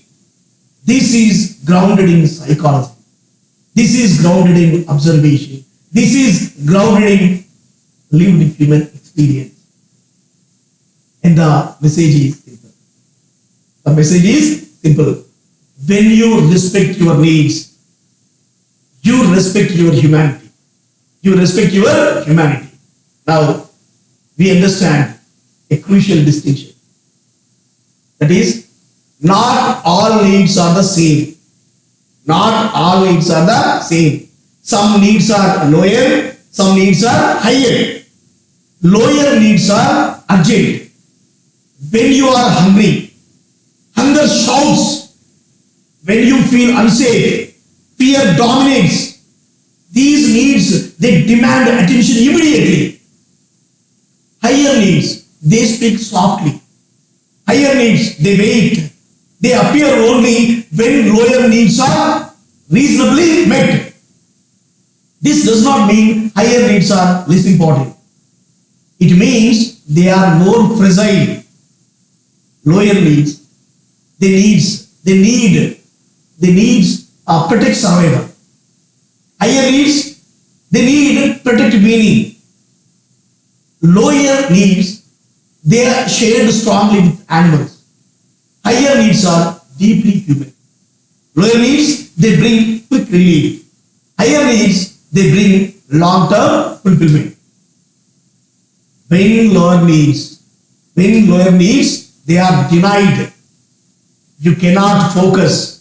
You cannot focus on truth. You cannot focus on beauty. You cannot focus on values. When lower needs, they are satisfied, you begin to ask deeper questions about life. Maslow tells you something important here. Higher needs are not luxuries. Higher needs are not luxuries. They are conditions for a good life. But they need support. They need support. They need freedom. They need safety. They need trust. Without these higher needs, they collapse. This insight, it discovers false conflicts between body and soul, between ethics and instincts, between culture and biology. You no longer need to choose one side because human life is both. It is the combination of lower and higher, survival and meaning. Now, Maslow takes you to a difficult psychological illness. It does not arise only from deprivation. It often comes from threat. Threat to your growth, threat to your dignity, threat to your becoming. You may have food, you may have food, you may have shelter. You still feel broken inside because something deeper, it feels blocked. When your self-actualization is threatened, your whole personality reacts. This threat, it may be symbolic, not physical. A threat to love, a threat to self-respect, a threat to hope. Children are especially vulnerable. When a child's safety or when a child's love or trust is shaken, the effects, they go deep and they last long. Conflicts, they arise inside between what you are and what you are allowed to be. These conflicts, they differ across life stages. What threatens a child is not the same as what threatens an adult. But the pattern is the same. The pattern is the same. Threat, it distorts growth. Maslow, he reminds you that illness is not always many separate problems. illness is, it is often one central disruption spreading through the whole person. When the foundation is shaken, when the foundation is shaken, everything about it crumbles. So Maslow, he asked a bold question. Is human destructiveness natural? Is aggression part of your biological destiny? He studies animals, he studies humans, he studies cultures, and he gives a clear answer. He gives a clear answer to that question. Destructiveness is not instinctive. Aggression, it is usually reactive. It arises from fear. It arises from frustration. It arises from insecurity. In societies where people feel safe, violence decreases. In children who feel loved, cruelty fades. Aggression is learned. Aggression is provoked. Aggression is defensive. It is not your true nature. So, Maslow, he warns you not to confuse symptoms with essence. When people act destructively, it often signals unmet needs, threatened growth, blocked dignity. Human behavior is interconnected. Biology, culture, learning, and experience, they all go together. When society nurtures basic and higher needs, destructiveness, it loses its fuel. This is a revolutionary idea. It replaces fear with understanding, punishment with insights, cynicism with responsibility. So, Maslow does not deny evil. He refuses to worship it. Maslow, he refuses to worship evil. He asks you to look deeper, to heal causes, not just control behavior. And the message for you is powerful. You are not born destructive. You become defensive when growth is threatened. Protect human needs and you protect humanity itself. Not everything you do is to achieve something. Not every action is a tool. Not every movement is a strategy. Maslow tells you that there are two kinds of behavior. One kind is coping behavior. One kind is coping behavior. This is what you learn. You act to get results. You study to pass. You work to earn. You speak to persuade. This behavior is instrumental. It is goal-oriented. It is controlled. It is conscious. But there is another kind. Another kind, it is quieter, deeper, often ignored. This is expressive. This is expressive behavior. When you smile naturally, when you laugh freely, when you walk with confidence, when your voice shows warmth, when your silence speaks peace. You are not trying to achieve anything. You are revealing who you are. Expressive behavior. This expressive behavior is not learned in the usual way. It flows. This expressive behavior, it flows from within. It reflects your inner state. Maslow says, psychology, it focuses too much on coping and forgot expression. But mental health is not just about what you do. It is about how you are. When your inner life is healthy, your expressions, they become natural. Your expressions become natural. When your inner life is threatened, your expressions, they become tense, they become distorted. This insight, it changes how you see illness. Not everything you do is to achieve something. Not every action is a tool. Not every movement is a strategy. Maslow tells you that there are two kinds of behavior. One kind is coping behavior. One kind is coping behavior. This is what you learn. You act to get results. You study to pass. You work to earn. You speak to persuade. This behavior is instrumental. It is goal-oriented. It is controlled. It is conscious. But there is another kind. Another kind, it is quieter, deeper, often ignored. This is expressive. This is expressive behavior. When you smile naturally, when you laugh freely, when you walk with confidence, when your voice shows warmth, when your silence speaks peace. You are not trying to achieve anything. You are revealing who you are. Expressive behavior. This expressive behavior is not learned in the usual way. It flows. This expressive behavior, it flows from within. It reflects your inner state. Maslow says, psychology, it focuses too much on coping and forgot expression. But mental health is not just about what you do. It is about how you are. When your inner life is healthy, your expressions, they become natural.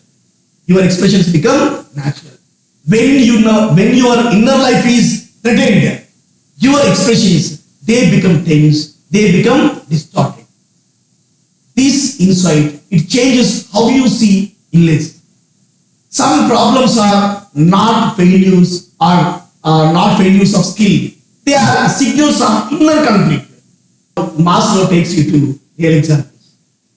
He studies people who are psychologically healthy, not perfect people, but self-actualizing people. People who live closer to their true nature. Because they see reality. They see reality clearly.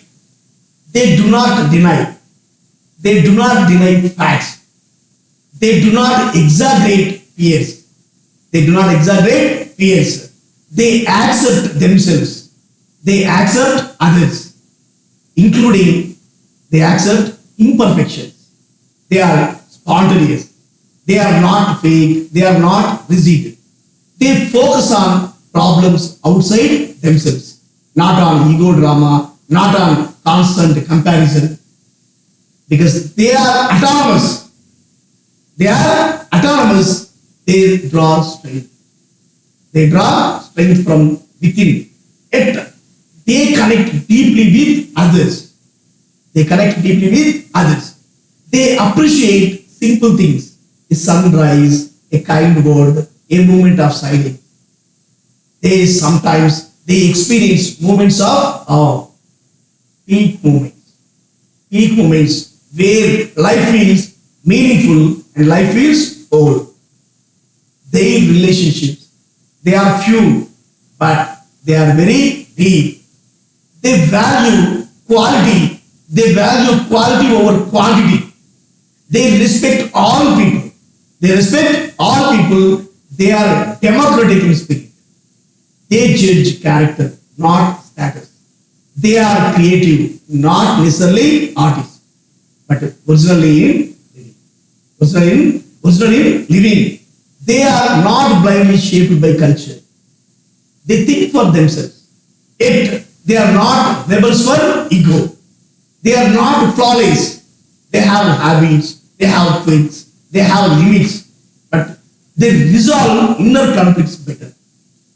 They integrate opposites, duty and pleasure, reason and emotion, self and others. Maslow, he studied such people carefully. He studied such people carefully through close observation, through historical lives, through healthy students. And he discovered something hopeful. Psychological health is real. Psychological health is real. It is possible. It is human. Now, Maslow turns to love. Not needy love, not fearful attachment, but healthy love. Healthy love. Self-actualizing people, they love deeply. They love with tenderness. They love with respect. They love with joy. They drop masks. They drop masks. They drop defenses. They allow intimacy. They can love and allow themselves to be loved. Their sexuality is integrated, not shameful, not aggressive, not compulsive. They care, they play, they laugh together. They accept the other person's individuality. They do not try to own, they do not try to control. They experience moments of deep union. They experience moments of deep union. Yet they allow space. They allow space. They respect separateness. Love. For them, love is not possession. Love is recognition. Because of this, their love reduces hostility. It reduces fear. It increases well-being. Maslow, he shows you something profound. When you grow psychologically, your behavior, it becomes expressive. Your personality, it becomes integrated. Your love, it becomes mature. The goal is not perfection. The goal is not perfection. The goal is full human. Full humanness. And the message for you, it is simple. Be who you are. Be who you are. Be who you are becoming. Let your inner health shape your outer life. And let love be a sign of growth, not a fear. Now, Maslow, he invites you to look at how you see the world. You often do not see people as they truly are. You see labels, you see categories, you see types. Student, employee, rich, poor, successful, failure. We see the types, we see the categories. This is called generic thinking. This is called generic thinking. It helps you manage information quickly, but it also blinds you. It also blinds you. When you see only categories, when you see only types, you stop seeing the person. Maslow, he asks you to notice the difference. There is a way of knowing that she is the unique individual. Not as a case, not as an example, but as a living, unrepeatable human being. This kind of knowing, it requires attention.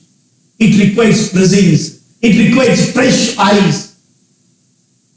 Generic thinking, it relies on past habits. It relies on fixed ideas. It relies on stereotypes. Individual cognition, it is alive. It stays open. It listens. When you overuse labels, your presence, it becomes dull. Your learning, it becomes mechanical. Your thinking, it loses creativity. This affects education deeply. When teaching becomes only about formulas, only about definitions, students, they stop discovering. Students stop discovering. They start memorizing. This is what happening. Language itself can trap you. Words simply, they simplify reality. But life is richer than words. Maslow challenges another hidden assumption.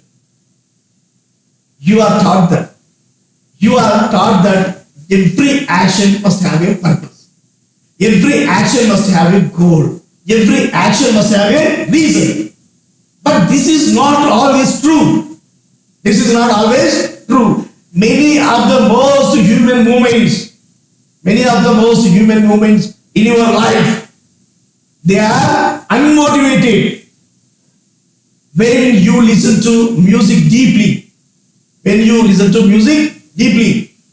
draw without selling, when you play without winning, when you admire beauty without using it, these are not driven by lack. They are expressions of fullness. They are the expressions of fullness. Culture often ignores it. It praises productivity. It praises efficiency. It distrusts the play. But Master, he tells you something important. Not all behaviors, they come from deficiency. Some behaviors, they come from growth. Self-actualizing people, they often act without striving. They create because creation flows. They enjoy because enjoyment is natural. Art is not always a problem solution. Play is not always preparation. Aesthetic joy, it is not always a tool. These experiences, they are valuable. These experiences they are valuable in themselves. When psychology ignores this, it misunderstands it. It misunderstands it. A complete view of humanity. It must include purposeful action and purposeless being. Doing and simply being. Also expands your understanding of motivation. Doing and simply being. You are not always trying to fix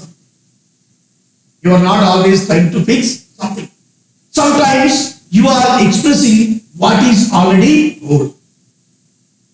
This realization, it changes how you value life. The rest of the parties, it becomes meaningful, joy becomes legitimate, creativity becomes natural. And the message is gentle. But this message is very powerful. See people, not the labels, not the caste, creed, religion. Just see the people, not their labels. See the movements, not functions. Allow growth without justification. Because a fulfilled life, it is not only about goals achieved, but it is also about moments fully lived. Maslow brings everything closer to your real life. He asks you to look at healing. Not just as a treatment, but as growth. Psychotherapy, it is not only about removing symptoms. Psychotherapy, it changes how you see yourself, how you see others, how you see even the world. When therapy works, your perception becomes clearer. Your fear reduces. Your intelligence functions better. Maslow, he reminds you that relationships, they heal. An authoritarian relationship, it controls, it commands, it limits growth. A democratic relationship, it supports, it listens, it respects. In therapy, the quality of the relationship, it matters. It matters more than techniques. When your basic needs are met, you relax, you trust, you open. Healing happens faster. faster when you feel safe, accepted, and respected. Maslow speaks about different parts of therapy. Some therapies, they allow expression. Some therapies, they allow expression. You speak, you release, you unload pain. Some other therapies, they focus on insight. They focus on insight. You understand patterns. You connect causes. You connect effects. Some use suggestion. Some use encouragement. Some use reframing. Some use hope. But each has its own value. Each has no single method fits everyone. So Maslow, he also widens the lens. He widens the lens. Healing, it does not happen only in clinics. Good friendship can heal. Healthy families, they can heal. Supportive communities, they can heal. Sometimes a caring relationship, it can do what therapy cannot. Group therapy, it has special power. Group therapy has special power. You see yourself in others. You feel less alone. You learn faster. Self-therapy, it is possible, but it has limits. It has limits. You cannot always see your own blind spot. So, growth, it needs feedback. Growth needs feedback. Growth needs mirrors. Growth needs human connection. Maslow then moves from individuals to society. If relationships, they heal people, then societies, they must learn how to create healthy relationships. Education matters. Training matters. Leadership matters. A society that frustrates basic needs, it creates illness. A society that supports growth, it creates health. Now, Maslow, he asked a deep question. What does normal really mean? What does normal really mean? Is normal what most people do? Is normal what culture accepts? Is normal the absence of disease? Each definition, it falls short. Many societies, they normalize fear. Many societies, they normalize fear. Many cultures, they normalize injustice. Many people, they adjust to unhealthy symptoms, unhealthy systems. Maslow, he offers a new standard. True health, it is not adjustment. True health is self-actualization. Health means becoming what you are capable of becoming. It means listening to your inner nature. It means listening to your inner nature. It means fulfilling your deeper potential. Your environment, it matters. Your environment, it matters. Supportive conditions, they help you grow. Hostile conditions, they block you.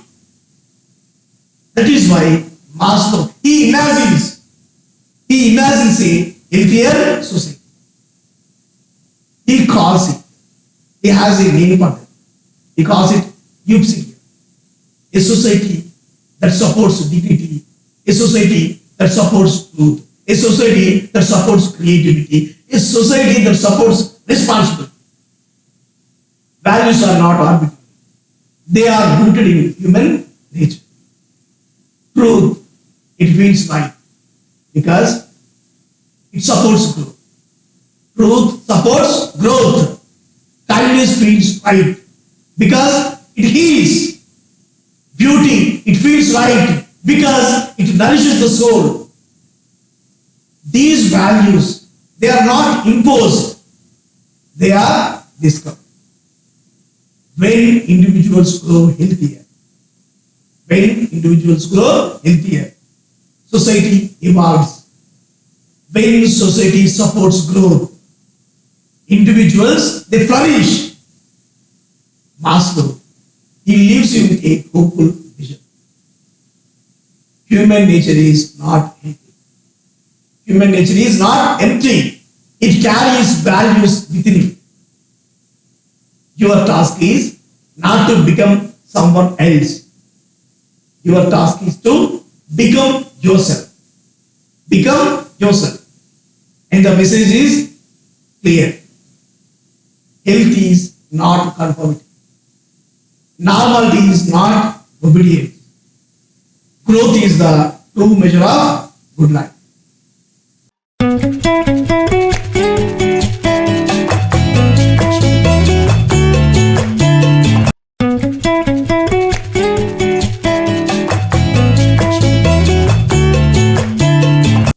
Ladies, everyone, if you don't know where you want to go, every path, it looks confusing. You feel pulled in 10 different directions. You try everything, but nothing feels aligned. But the moment you set a clear vision, your entire life, it begins to shift. Your focus sharpens. Your decision becomes simple. And you stop living on autopilot. Vision is not a slogan.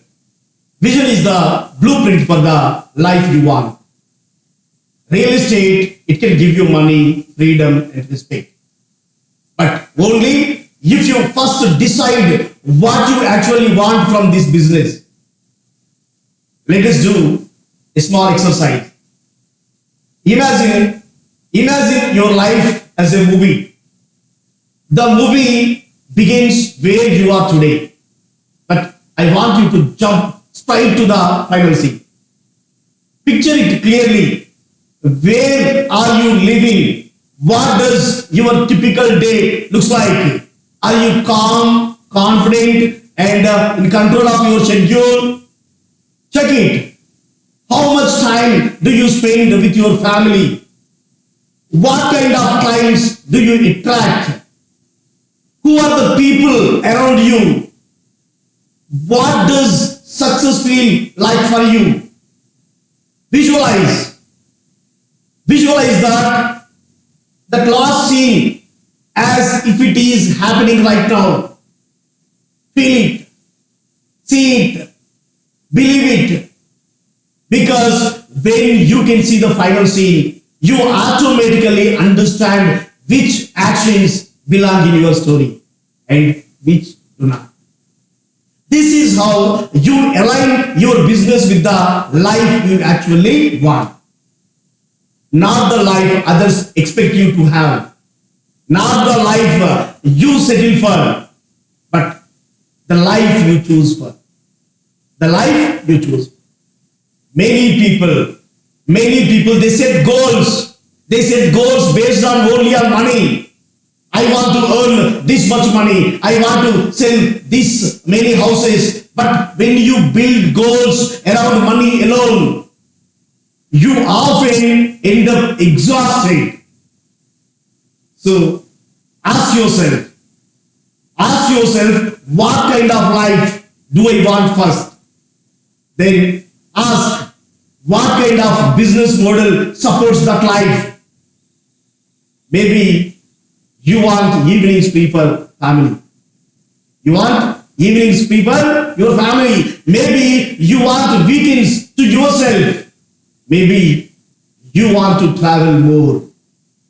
Then build your business goals around that vision. Success, it should enhance your personal life. Success should enhance your personal life. It should not eat your personal life. Your business is not your life.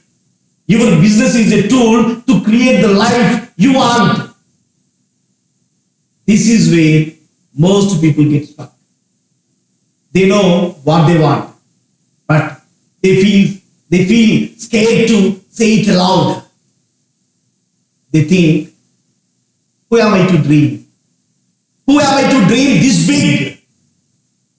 What if I fail? What will others think of me? So this is the negative thoughts we have in our mind. Let me tell you something important. It is not your job to limit your dreams. Your only job is to dream them. Dream them, believe them, and take one step each day. Big dreams, they are not arrogant. Big dreams are invitations. They invite you to grow. They invite you to stretch. They invite you to become the person capable of achieving them. When you aim small, you stay small.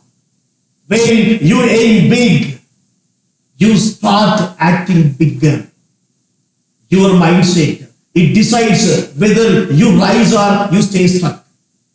If your inner voice says, I am not experienced enough, or I am not good with this technology, or I am not confident, I am not as smart as others, then you are already limiting your growth.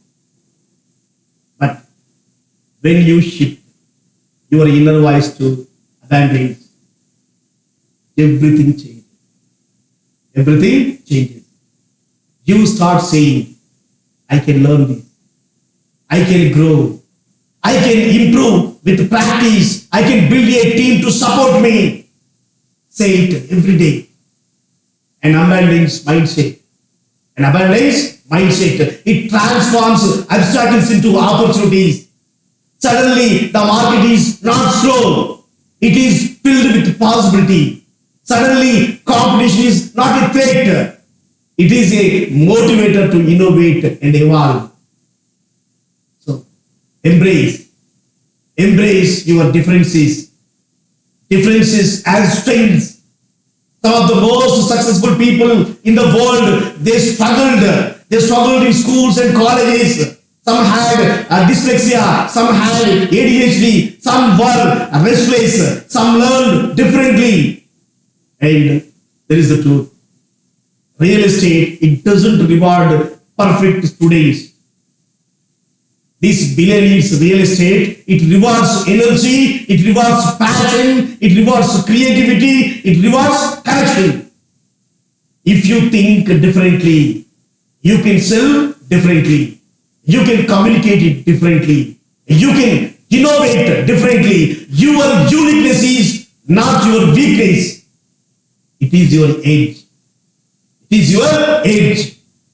Practice positive self-talk and build resilience.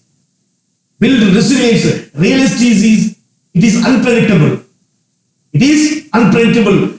Deals fall apart. Clients change their minds. Money comes in waves. If you don't know how to talk to yourself, the industry will break your confidence. Start speaking to yourself the way you would speak to someone you love.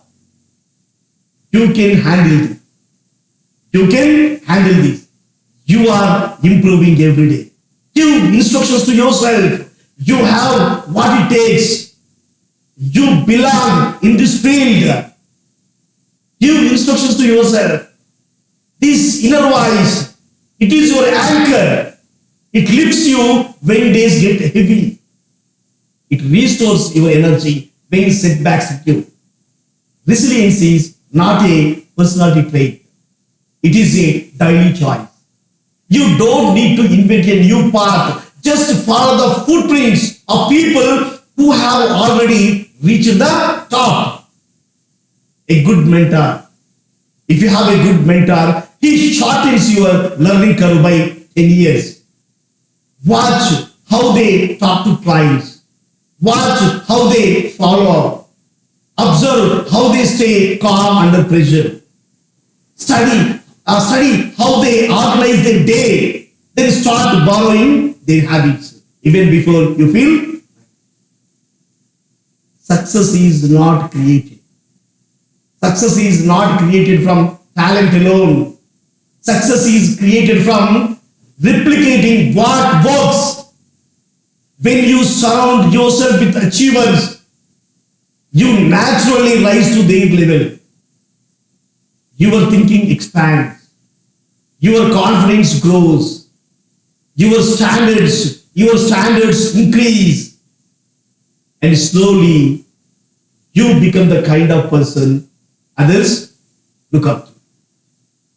Then think of your goals. Think of your goals. Think of your goals for a moment. Most people, they see a goal as something far away. They see something they must run toward. They see something they must struggle to reach. But imagine if you thought it differently. Imagine if the moment you set a goal, you told yourself, this is already halfway done. Now, feel how your body reacts. If you think in a positive way, observe your body, how it reacts. Suddenly the goal looks less frightening. Your mind relaxes, your confidence rises. This little mental shift, it makes you show up as someone who is already capable, someone already moving, someone already advancing. This is how high achievers, they build momentum quickly. They remove the pressure. They walk forward with a sense of power. Now imagine you are trying to row a boat. You are trying to row a boat alone across a river. You row harder, but your progress, it feels very slow. Your arms, they hurt. Your mind, it gets tired. Now imagine 3 more people get into the boat, each rowing with you. Suddenly, the journey becomes smoother. Your speed, it doubles. Your speed, it triples. The same distance feels easier. This is the multiplier effect. In real estate. You grow not by doing more yourself. You grow by bringing more strength around you. Other people's, their skills, technology, systems, partnerships. These are your extra roles. The moment you stop trying to be a one-person army, you begin working smarter, not harder. Picture yourself running with a bucket, trying to catch water from a leaky tap. That is what world side lead generation. It feels like manual, exhausting, and inconsistent. Now imagine placing a clean container under the tap. It fills on its own. You don't chase, you don't scramble, you simply collect. This is how modern agents work. You set up systems that nurtures your relationships for you. Automated follow-ups, automated reminders, social media scheduling, CRM tools, they are the small support team for you. These systems, they keep your name warm in people's minds even when you are asleep, when you are traveling, when you are showing a property. You are not running anymore.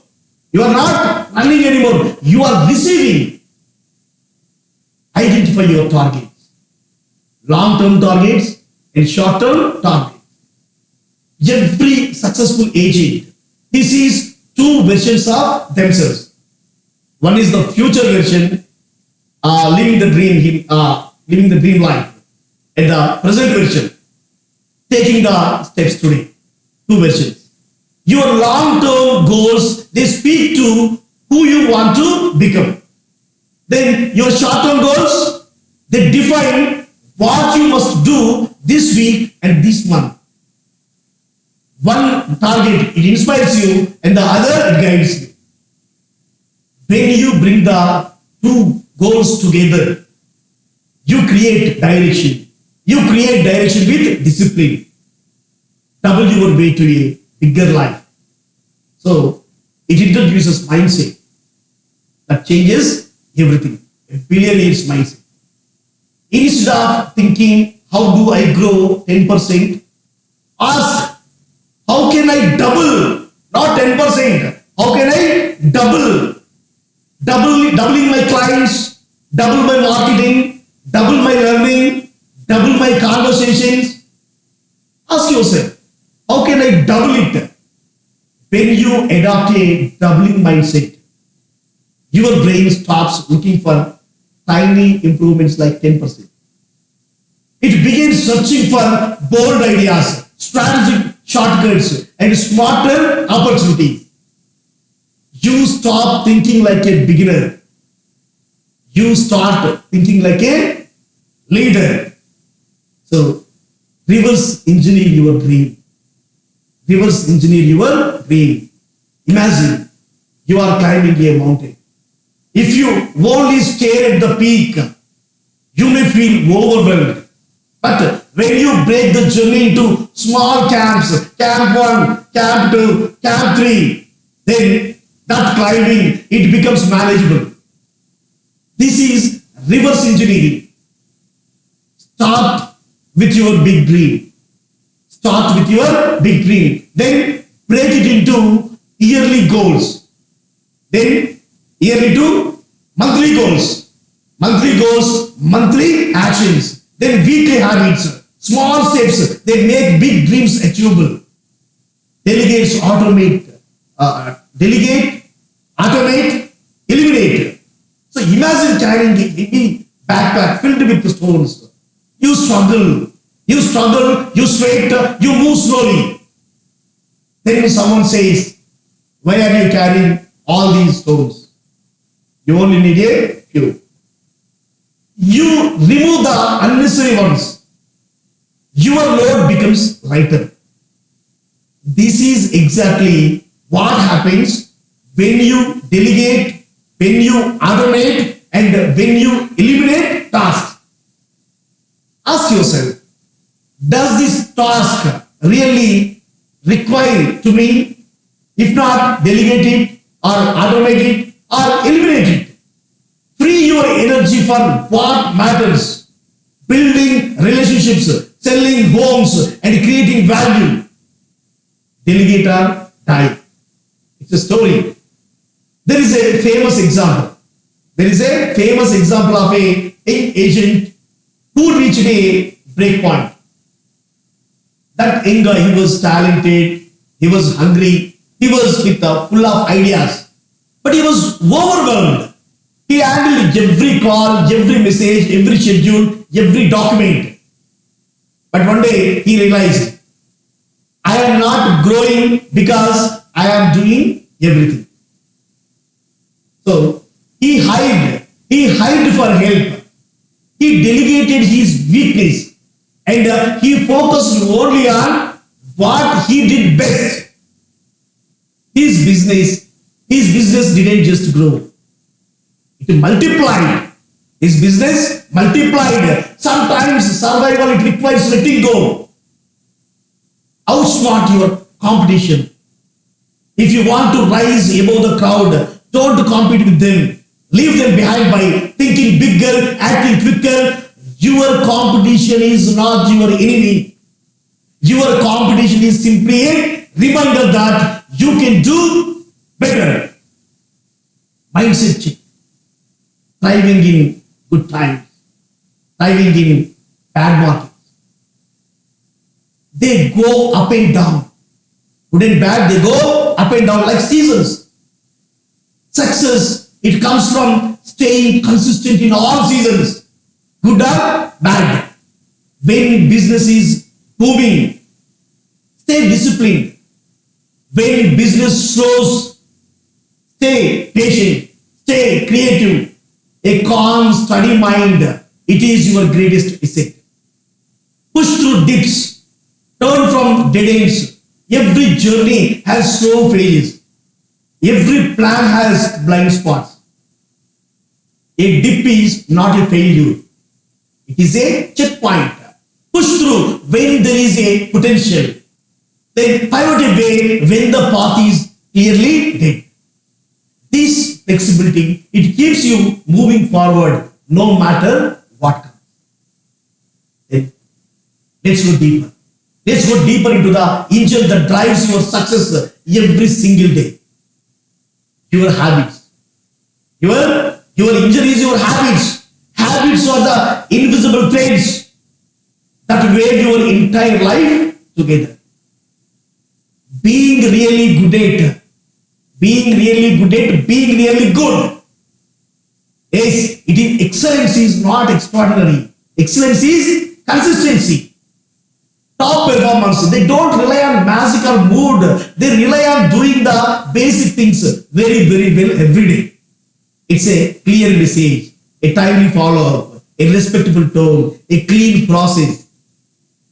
These small things, they create big reputations, routines, the secret to an easier life. Imagine starting your morning in silence with clarity instead of chaos. Imagine giving yourself a few minutes to breathe, few minutes to plan, and few minutes to prepare. Many top performers, they begin their day with exercise, gratitude, planning, focus, mindful preparation. When you win your mornings, your day becomes smoother. Your decision making, it becomes sharper. Your emotional balance, it becomes stronger. A routine is not just a habit. Routine is your anchor. The formula is drive plus customer service is equal to extraordinary results. There are agents who built massive success quickly. They built massive success quickly simply by showing two things: consistent energy, exceptional customer service. Clients may forget details, but they never forget how you made them feel. So, serve them with sincerity. Serve your clients with sincerity, and you create loyalty that lasts a lifetime. Systemizing success. The biggest difference between average and exceptional agents is simple. Average agents, they rely on memory, but billionaire agents, they rely on systems. They help you follow up consistently, deliver a professional experience, reduce your mental load, stay organized. A system frees your mind.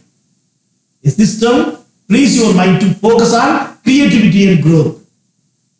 Your habits, they are the roots of your success. If the roots are weak, the tree cannot grow strong. A habit is a repeated action that eventually becomes automatic. It saves mental energy and it creates a rhythm in your life. Take a moment. Take a moment and ask yourself, are my habits supporting my goals, or are they silently holding me back? Big dreams require strong habits. Weak habits, they shrink your dreams. Dump your old habits, even good ones, if needed to dump them. Some habits were useful when you were at level 1, but they may not serve you at level 5. So dump them. Growth demands evolution. Be willing to update your patterns. To change a habit, notice what triggers it. Replace the old action with a better one. Reward yourself so it sticks. This process slowly reshapes your daily life. Let's see the 1% rule. You don't need massive changes. 1%. Just improve by 1% every day, one small upgrade, one better choice. Over time, this 1% daily, it doesn't add up. It multiplies. Small shifts, they create big transformations. Borrow habits from people who are ahead of you. Think of someone you admire. What habits do they have? What routines do they follow? And how do they respond? How do they respond to challenges? Check it. Success is not just learned. Success is copied. Success is copied. Borrow their habit until they become your own. Build on your strengths. Build on your strengths. Your natural strengths. Your natural strengths. They are your gifts. Use them. Highlight them. Build your style around them. Strength-driven people, they grow faster and they enjoy their work more. So, make your weaknesses irrelevant. You don't need to fix everything. Just outsource, delegate, systematize the things that drain you. Your weaknesses, they lose power when someone else handles them. Make your habits self-serving. Every habit you adopt, it should serve a purpose to make your life easier. Your business stronger, and your journey smoother. It has to make it. Habits should feel like loyal companions walking beside you, supporting you every day. Building a dedicated team. A strong team is not just a group of people. It is an extension of your talent. It is an extension of your vision. It is an extension of your purpose. When the right people work beside you, you stop surviving. You start succeeding. Think of a moment when you felt completely in your element. Maybe speaking to a client, maybe negotiating a deal, maybe networking with a customer, or guiding someone through the biggest purchase of their life. In those moments, you shine. Your energy rises. Your natural talent, it activates. But outside those moments, when you are drowning in paperwork or distracted by repetitive tasks, your true gifts, they get buried. This is why a team matters. A team gives you permission to be you, the strongest version of yourself. They handle what drains your energy. Your team handles what drains your energy, so you can focus on what multiplies your results. Look for partners who complement you along your journey. You may meet people who fit beside you the way puzzle pieces do. If you are bold and big picture, they might be study and detail oriented. If you are driven by speed, they may bring thoughtful structure. If you are imaginative, they may be logical. This balance, it creates harmony. This balance creates harmony. You move faster because they fill the gaps. You naturally leave behind. Together, you become a force. Neither of you could be alone. These partnerships, they don't just improve business. They improve your quality of life. They allow you to take breaks. Without any fear, to spend time with your family without guilt, and to build a career that doesn't demand your entire life as a sacrifice. Every successful organization, it has someone. The organization has someone who sees people not as employees, but He sees employees as energy. There is someone who listens, supports, trains, and uplifts. Someone who ensures the team feels valued, motivated, and alive. When your people, they feel safe, they feel appreciated, they feel believed in, then they give back with extraordinary loyalty. They give back with extraordinary performance. A strong team, it grows from strong emotional leadership. There is a special kind of partnership where one person brings what the other lacks. It's not about being similar. It's about being complementary. It's about being complementary. Your strength becomes sharper. Your strength becomes sharper because their strength balances you. Your weaknesses become irrelevant because they carry what you cannot. When two opposite strengths, when they work together with trust and respect, the partnership becomes magic. Business, it expands. Stress, it reduces. Life, it becomes easier. Team. That is the power of team. So let's see the team structure and how a high functionality team operates. In a high functioning team, everyone knows their role. What is their role? There is someone handling operations. In the team, someone is managing transactions. Someone is dedicated to marketing. Someone is nurturing clients. Someone is managing follow-ups. And someone is driving business growth.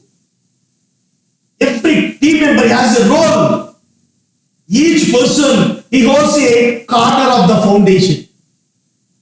Now, together, they are creating stability. They are creating stability that allows the leader, you, to rise higher. A team like this, it doesn't happen accidentally. It is built with the intention, with clarity, and with care. When someone walks into your office, they immediately feel something. Maybe they feel excitement. Maybe they feel warmth. Maybe they feel focused. Maybe they feel pride. Whatever they feel, this is your culture. This is your culture. A healthy culture, it attracts great performers. It encourages ideas. It inspires loyalty. It raises standards. And it creates an environment where people want to grow. Culture is not written on a wall. Culture is lived in daily interactions. It is created in how you communicate. It is created in how you celebrate. It is created in how you correct. It is created in how you listen. We should create a culture people want to be part of. When you build a team and team culture filled with appreciation, encouragement, sincerity, and excitement, it becomes contagious. People come to work not because they have to, but because they want to.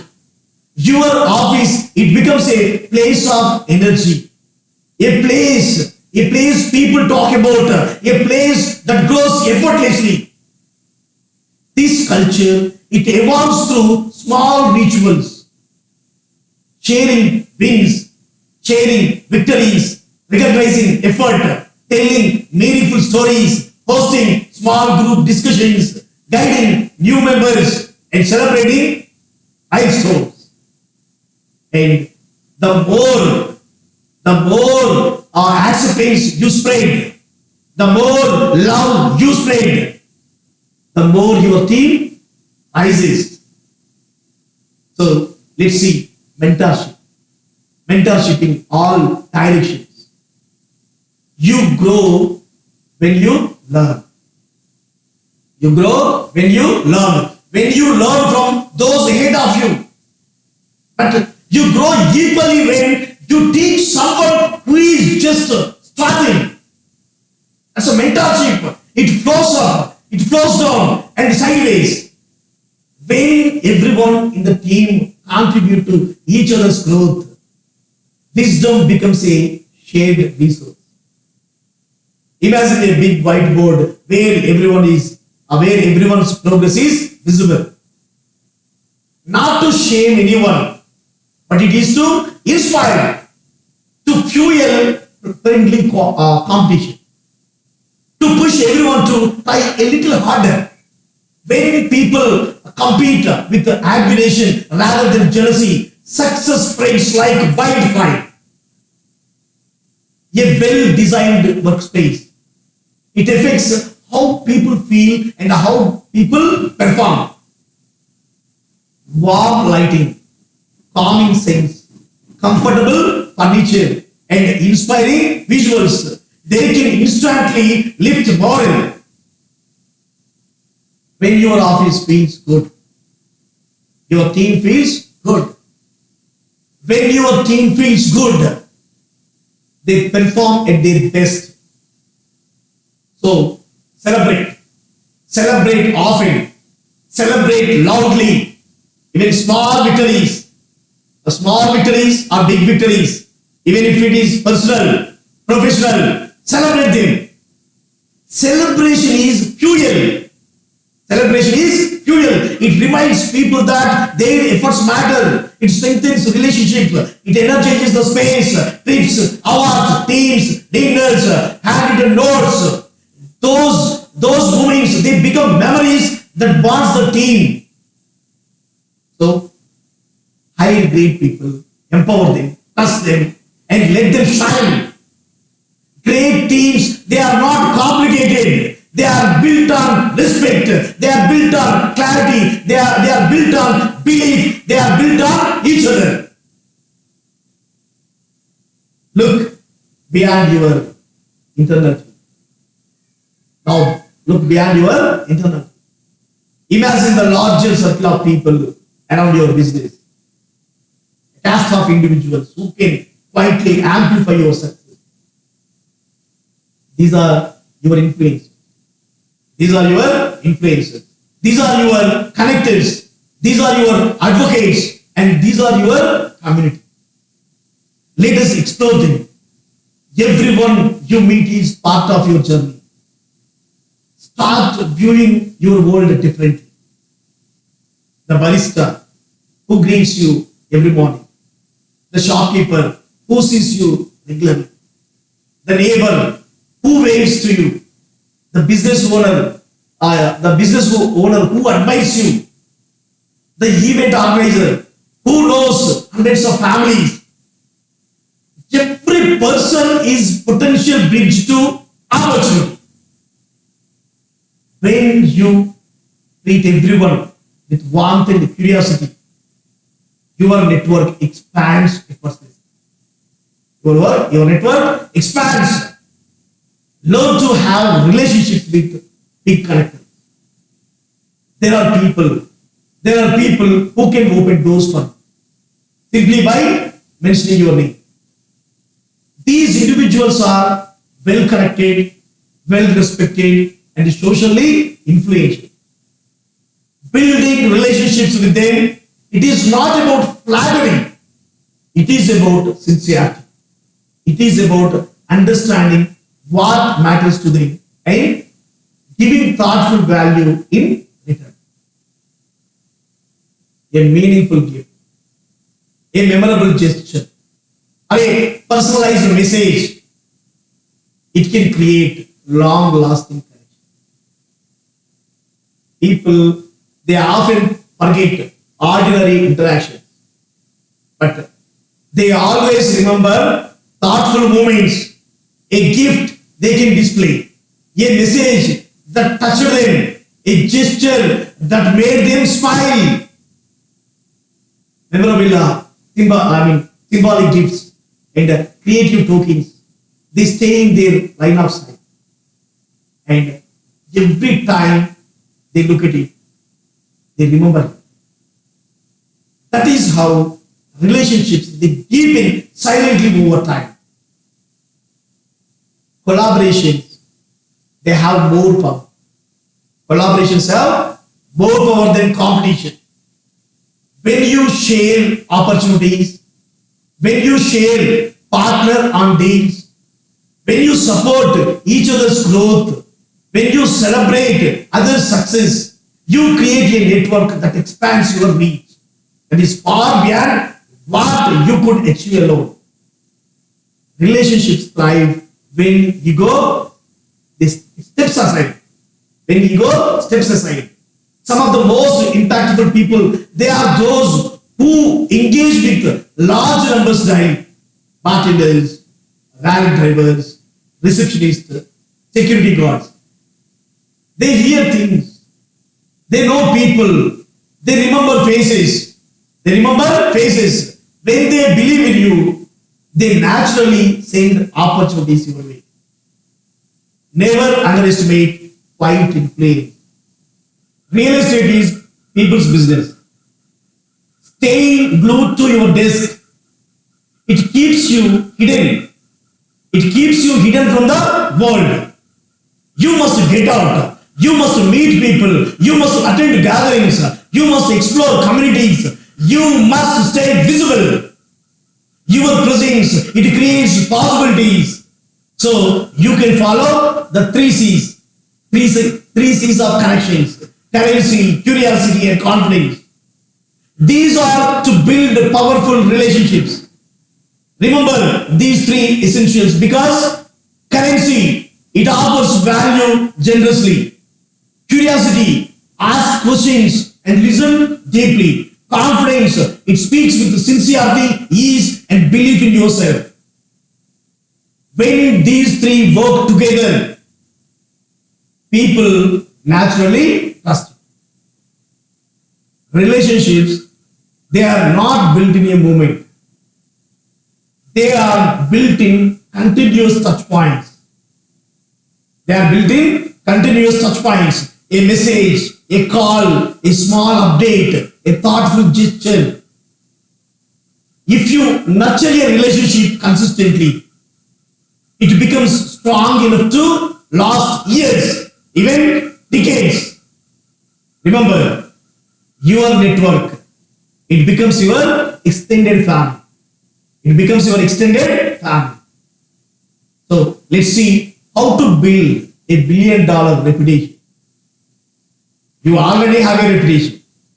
You already have a reputation. Now shape it. Now shape it. Reputation is not something you create at the end of your career. It is something you build every single day. Every single day through tiny actions. How you speak to your clients. How you respond to the messages. How you treat colleagues. And how you behave when no one is watching. All of these, they write your narrative. Reputation is not a marketing tool. Reputation is the product. Reputation is the product of your deeds. There is a story of a creative agent who wanted to sell a famous athlete's home. Instead of hosting a stiff, boring open house, he created a full-blown event. Music, food, games, energy, community. People didn't walk in thinking this is a showing. They walked in thinking this is a party. And within that energy, buyers saw the home differently. They saw life in it. They saw possibility. Sometimes the best way to stand out is to throw out the rule book. Be bold, be creative, be unforgettable. People talk about what surprises them. People remember what breaks the routine. So become the talk of the town. when you host events, that feel exciting, memorable, and magnetic, people naturally they talk about it. Whether it's a charity event or a neighborhood celebration or an art night, a food festival, or a unique property experience, you show your personality to all these activities. You are showing your personality, you are showing your passion, and you are showing your creativity. Your goal is simple. When people talk about real estate, your name should be the first that comes to mind. You maintain your reputation by being genuine even when it is difficult, keeping your promises even when it is inconvenient, showing up early even when you are tired. You are maintaining your reputation in all these difficult situations, giving your best even when others are watching the clock. You build a reputation with bold moves, but you maintain it with authenticity and discipline. Treat your reputation with the same intensity as your goals. Think of how hard you chase targets. The planning, the strategy, the energy, your reputation. It deserves the same intensity. It is your lifelong asset. It outlasts deals, cycles, and markets. Reputation is your brand. It is multiplied by your behavior. Keep track of everything. Your memory is not enough. Great agents, they keep journals, they write down client details, they write down personal facts, they write down preferences, they write down important dates, they write down small gestures and follow-up reminders. This is not about being organized. It is about being thoughtful. When you remember a client's child's name, or ask about a parent who was unwell, you prove something powerful. I see you. You matter. This is the reputation in action. Always be branding. Branding is not your goal. Branding is your behavior. Branding is your behavior. Every post, every message, every meeting, every open house, every conversation, they all communicate. They all communicate something about who you are. Branding is not a department. Branding is your daily life. Give back. Build a reputation bigger than business. People gravitate towards those who lift others. When you support your community, through charity, volunteering, partnerships, education, or simple acts of kindness, your reputation deepens. Your reputation deepens. People don't just see you as a business person. They see you as a human being with heart. And clients, they trust people with heart. They trust people with heart. Protect your reputation through your team culture. Your team is an extension of your brand. Your team is your brand, an extension of your brand. If your culture is kind, disciplined, ethical, professional, so your reputation will reflect that. If your culture is chaotic, aggressive, disorganized, your reputation will reflect that negative aspect. Protect your culture. And your culture will protect your brand. Reputation draws people towards you. Your reputation, it draws people towards you. Marketing, it amplifies. Marketing amplifies the full. Imagine your name floating through your city like a vibration, appearing in conversations, appearing on screens, appearing on signboards, appearing in neighborhoods and phone calls. Marketing, it is not noise, it is presence. Marketing is presence. Let's break it down. Before you spend a rupee on marketing, check your foundation. Before you invest in ads, designs, events or promotions, you must ask yourself, is my foundation or my company, my organization, my real estate business that enough or strong? Your business is who you are, what you stand for, what makes you unique, how you serve, why people should choose you. Marketing, it cannot fix weak foundations. It can only amplify what already exists. High level marketing is not about being flashy. It is about being everywhere, all the time, in a way that feels natural and human. Think of marketing. Think of marketing as multi-layered presence. People see you online. People see you offline. People hear your name from others. People see your signboards. People see your posts. People receive your messages. People notice your involvement in the community. After a while, the message becomes clear. You are the obvious choice. You are the obvious choice. The everywhere economy show up in every space. People don't live in one place anymore. Because people are living in WhatsApp, people are living in WhatsApp, people are living in Instagram, people are living on Google, people are living on community groups, events, local businesses, online searches, offline interactions, everywhere people. So you must appear in every space where people's attention exists. This doesn't mean you work harder.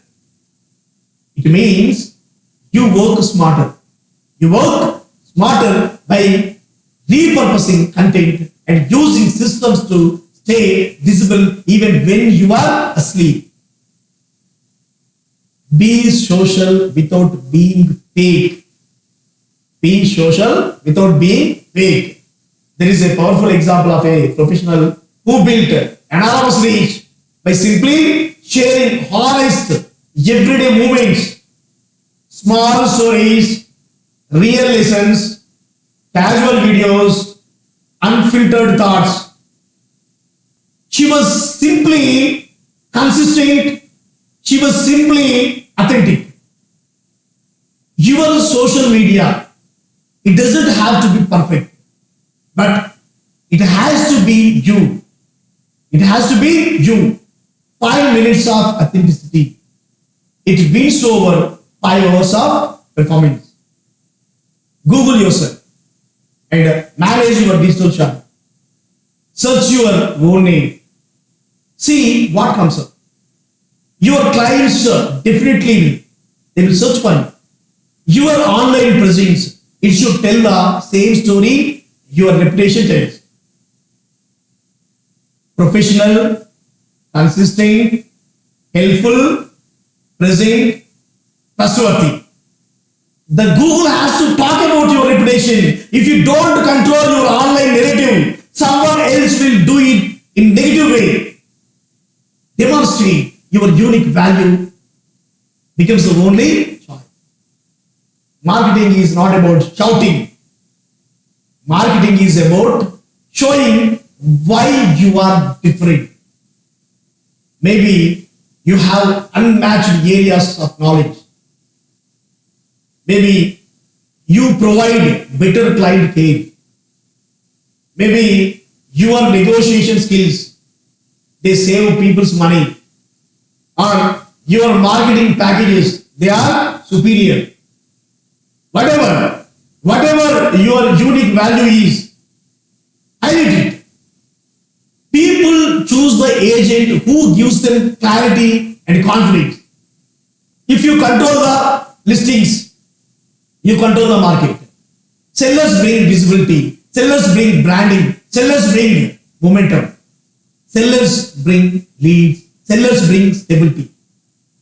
Your marketing, it should be designed to attract sellers. When you get a new listing, treat it like a launch. Treat it like a launch before your listing goes public. Prepare it like you are launching a new product.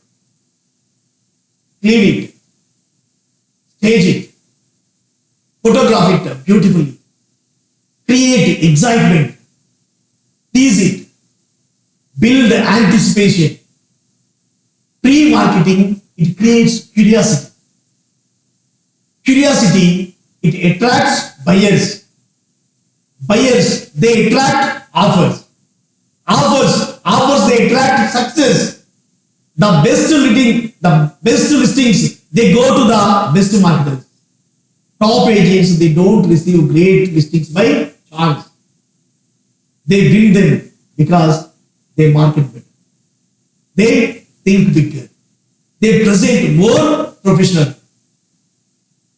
When your marketing is elevated, clients, they don't compare you with the competition. They simply choose. They simply select. Your reputation. Your reputation. It is the story people tell about you. Your marketing is the way that story travels. When the story is powerful, the marketing is strategic, something magical happens. You stop chasing business. Business starts chasing you. $1 billion reputation. $1 billion reputation is $1 billion presence, and it is $1 billion future. That will be $1 billion future. You are not just building a career. You are building a legacy. One action, one impression, one connection at a time. And if you nurture that reputation with authenticity, if you nurture that reputation with service, creativity, visibility, and consistency, your success won't just grow. Your success overflows. So, your next chapter begins. Billionaire's mindset.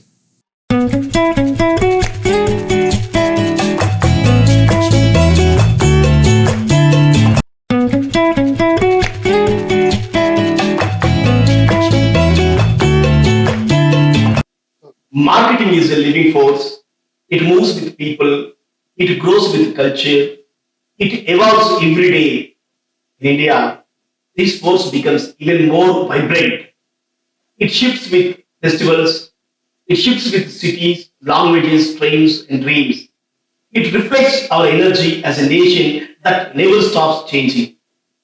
Every brand, every idea, every product, they carry a story waiting to be understood. Marketing becomes the bridge that carries the story from one heart to another heart.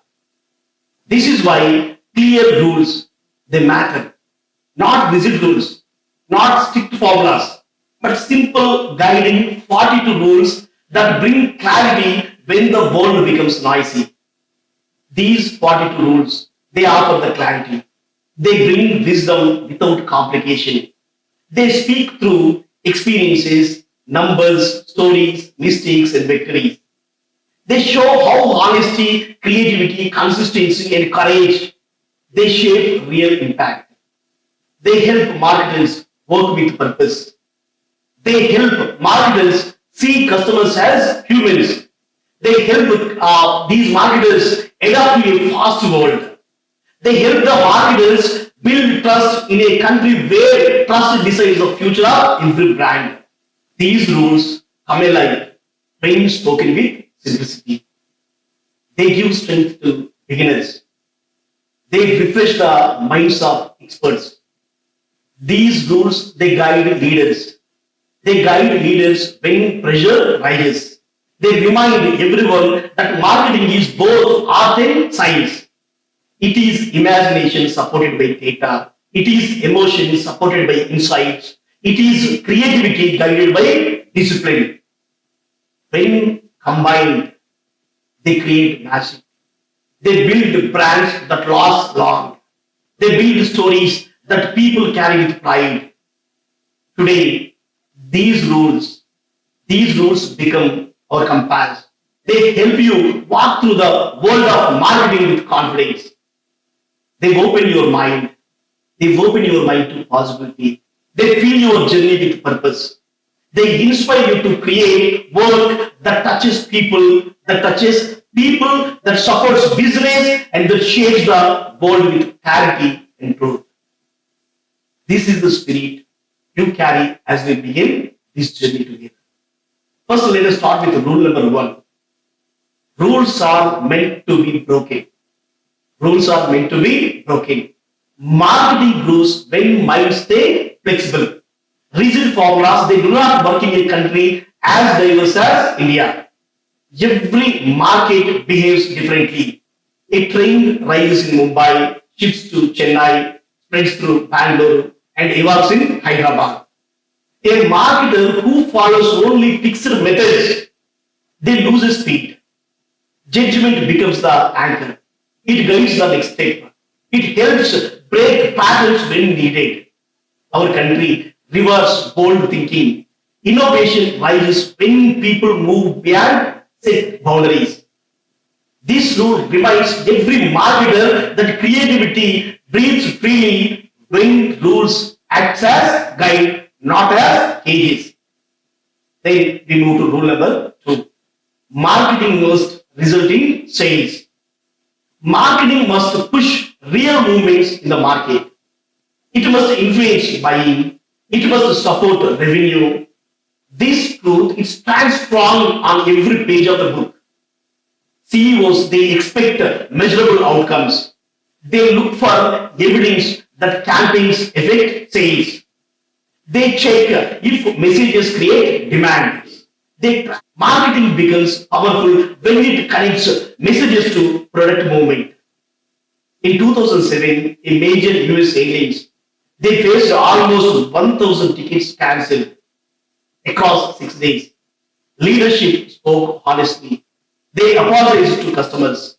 They communicated directly. That act restored trust. It protected revenue.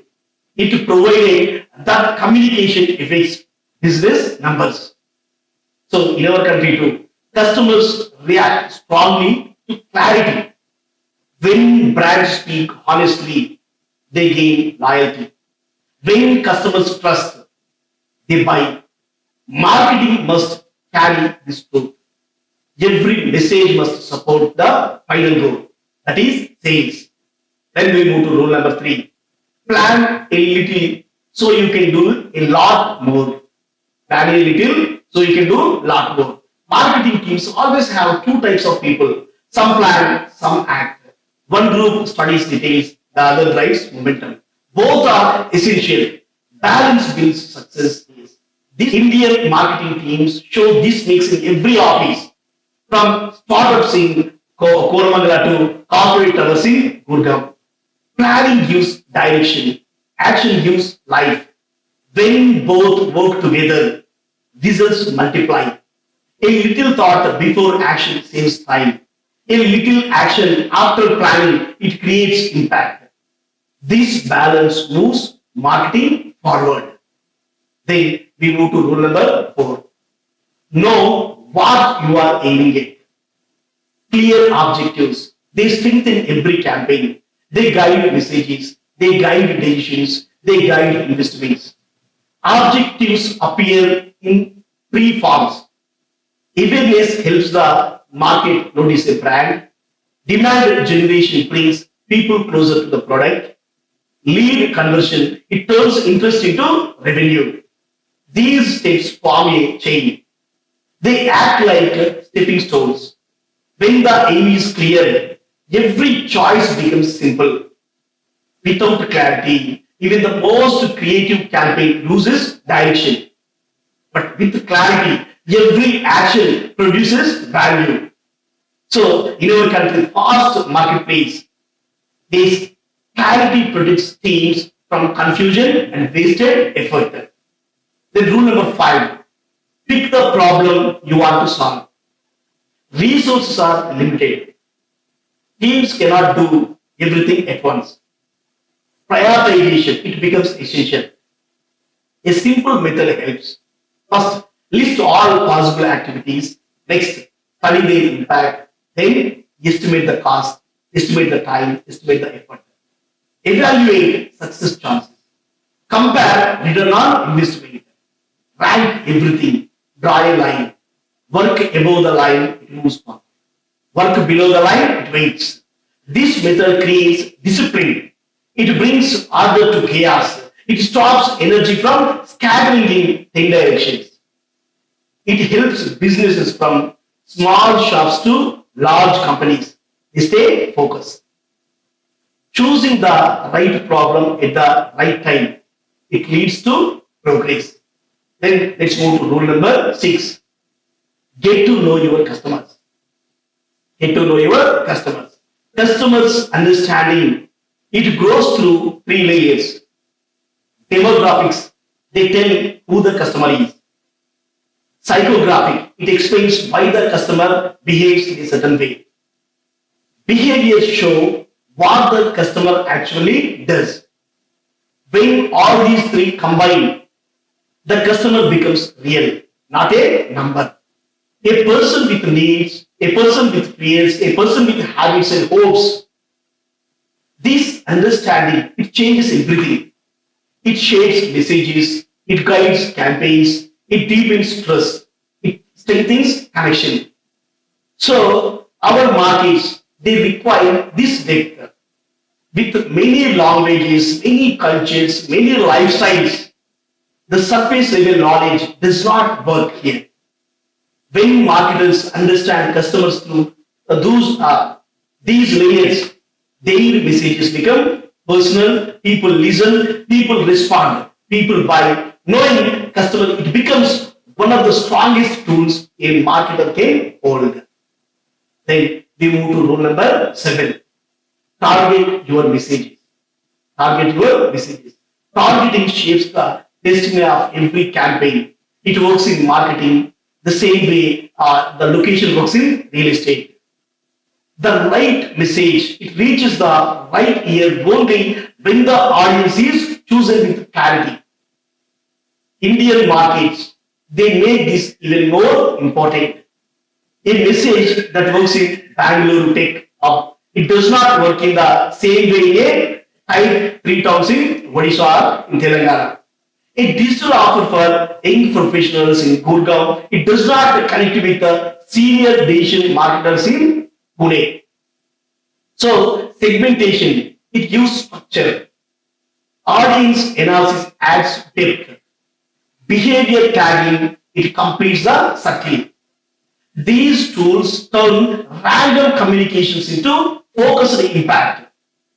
When selling technology hardware, the message for a CIO, it must speak about long-term value, security, and business impact.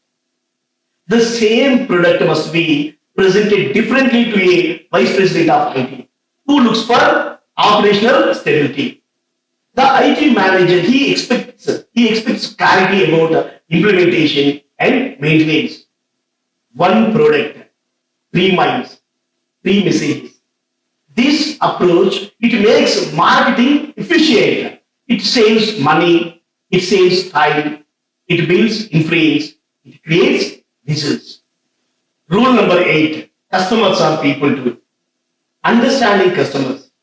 Understanding customers. It becomes even stronger when they are seen as real people, not as data points, not as charts, but as individuals with habits, individuals with dreams, tensions, and routines.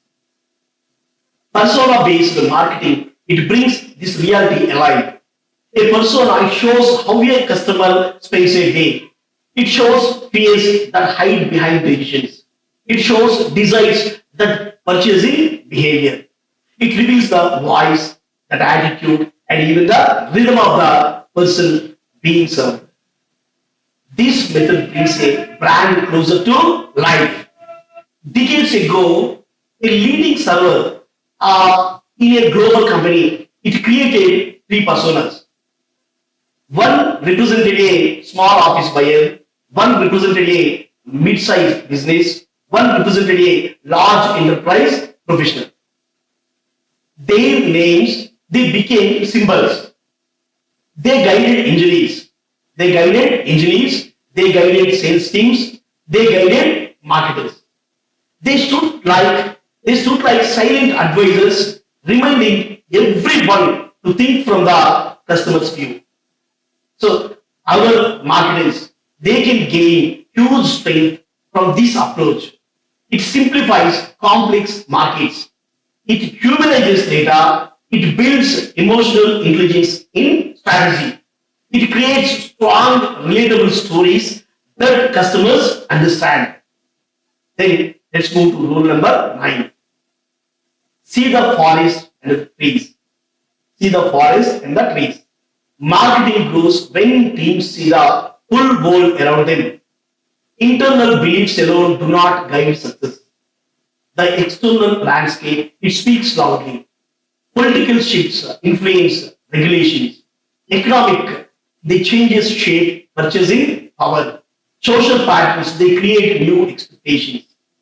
Technology disrupts entire markets overnight.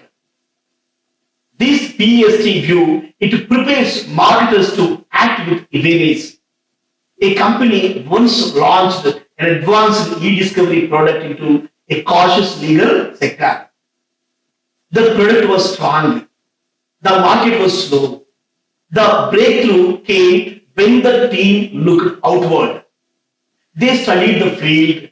They shifted focus.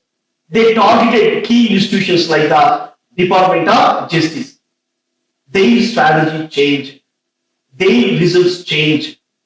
Once they aligned with the external realities, growth finally arrived. So our markets, they demand the same sharpness. A marketer must feel the pulse of policy, technology, culture, and competition. This awareness, it becomes a shield. It becomes a map. It becomes the advantage that keeps brands relevant and strong. Then let's move to rule number 10.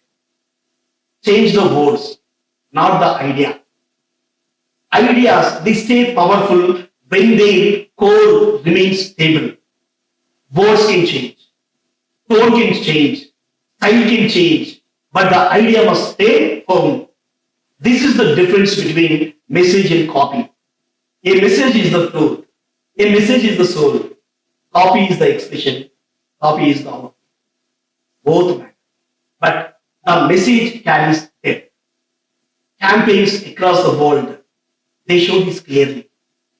A famous insurance company, they used different characters to express the same core promise. A caveman, a gecko, many voices, one idea. The consistency made the idea memorable. Marketplace often get bored with their own messages. They repeat the lines every day. They hear the phrases for months, but customers, they hear them rarely. Customers receive them slowly. Repetition works. The idea needs time to sink in. So in our loud marketplace, consistency becomes survival. It keeps a brand visible. It keeps the promise alive. It builds trust with every encounter. Then we move to rule number 11. Involve them and they will understand. Marketing becomes powerful when people experience something directly. Words will help, stories can help, but real involvement, it creates understanding. Customers learn in the three ways. They hear a message, they hear about someone else's experience, they face an experience themselves. The third one, it creates the deepest impact. It builds trust faster. It lasts longer. It shapes opinion clearly. This is why brands offer trials, demos, workshops, and samples. It is why technology companies they conduct virtual product tours and online walkthroughs. India's digital growth it makes this even more important. Millions explore products through videos and interactive sessions. When a company invites people to experience something real, it builds emotional connection. Positive experiences, they spread fast. Negative experiences, they spread even faster. Every moment counts. Every interaction matters. When customers feel included, they understand the value. They remember the brand. They stay connected. Then we move to rule number 12. Be different. Differentiation. It becomes survival in crowded market. India's marketplace is filled with choices in every category. For every toothpaste, dozens of alternatives they exist. For every mobile phone, hundreds fight for attention. A unique identity lifts a brand above noise. Some brands differentiate through design. Some differentiate through quality. Some stands apart through service. Technology offers temporary advantage. Competitors copy quickly, but strong positioning it lasts longer. Simple decisions they create deep impact. A product that solves a problem uniquely, it gains value. A service that responds faster, it gains loyalty. A brand that speaks in a distinct voice, it becomes memorable. Differentiation comes from clarity. It comes from honesty. It comes from knowing what customers truly value. When this alignment is strong, the market responds. It rewards courage. It rewards originality. It rewards those who dare to stand apart. Then we move to rule number 13. Admit when you make a mistake. Mistakes happen even in strong companies. What matters is how the brand responds. In a recent incident, a popular online retailer they shipped a batch of defective goods during a festival sale. Thousands of customers they received products with sound issues. The company did not hide the mistake. They sent personal apologies. They offered instant replacement without any questions. They arranged free pickups from homes. Many customers they praised the response. Some even shared positive posts on social media. That transparency, that transparency restored trust. The honesty reduced anger. The quick action it protected the brand's reputation. So, consumers, customers, they value honesty deeply. They respond positively to brands that speak the truth. They forgive companies that communicate openly and act quickly. A simple acknowledgement, it can turn a negative moment into a moment of leadership. It protects relationships. It strengthens trust. It proves that integrity is one of the greatest marketing strategies. Then let's go to rule number 14. Messages needs testing too. Messages gain strength when tested with real people. Internal opinions are not enough. Teams may believe a message is clear. Customers may feel differently. Testing, it prevents confusion.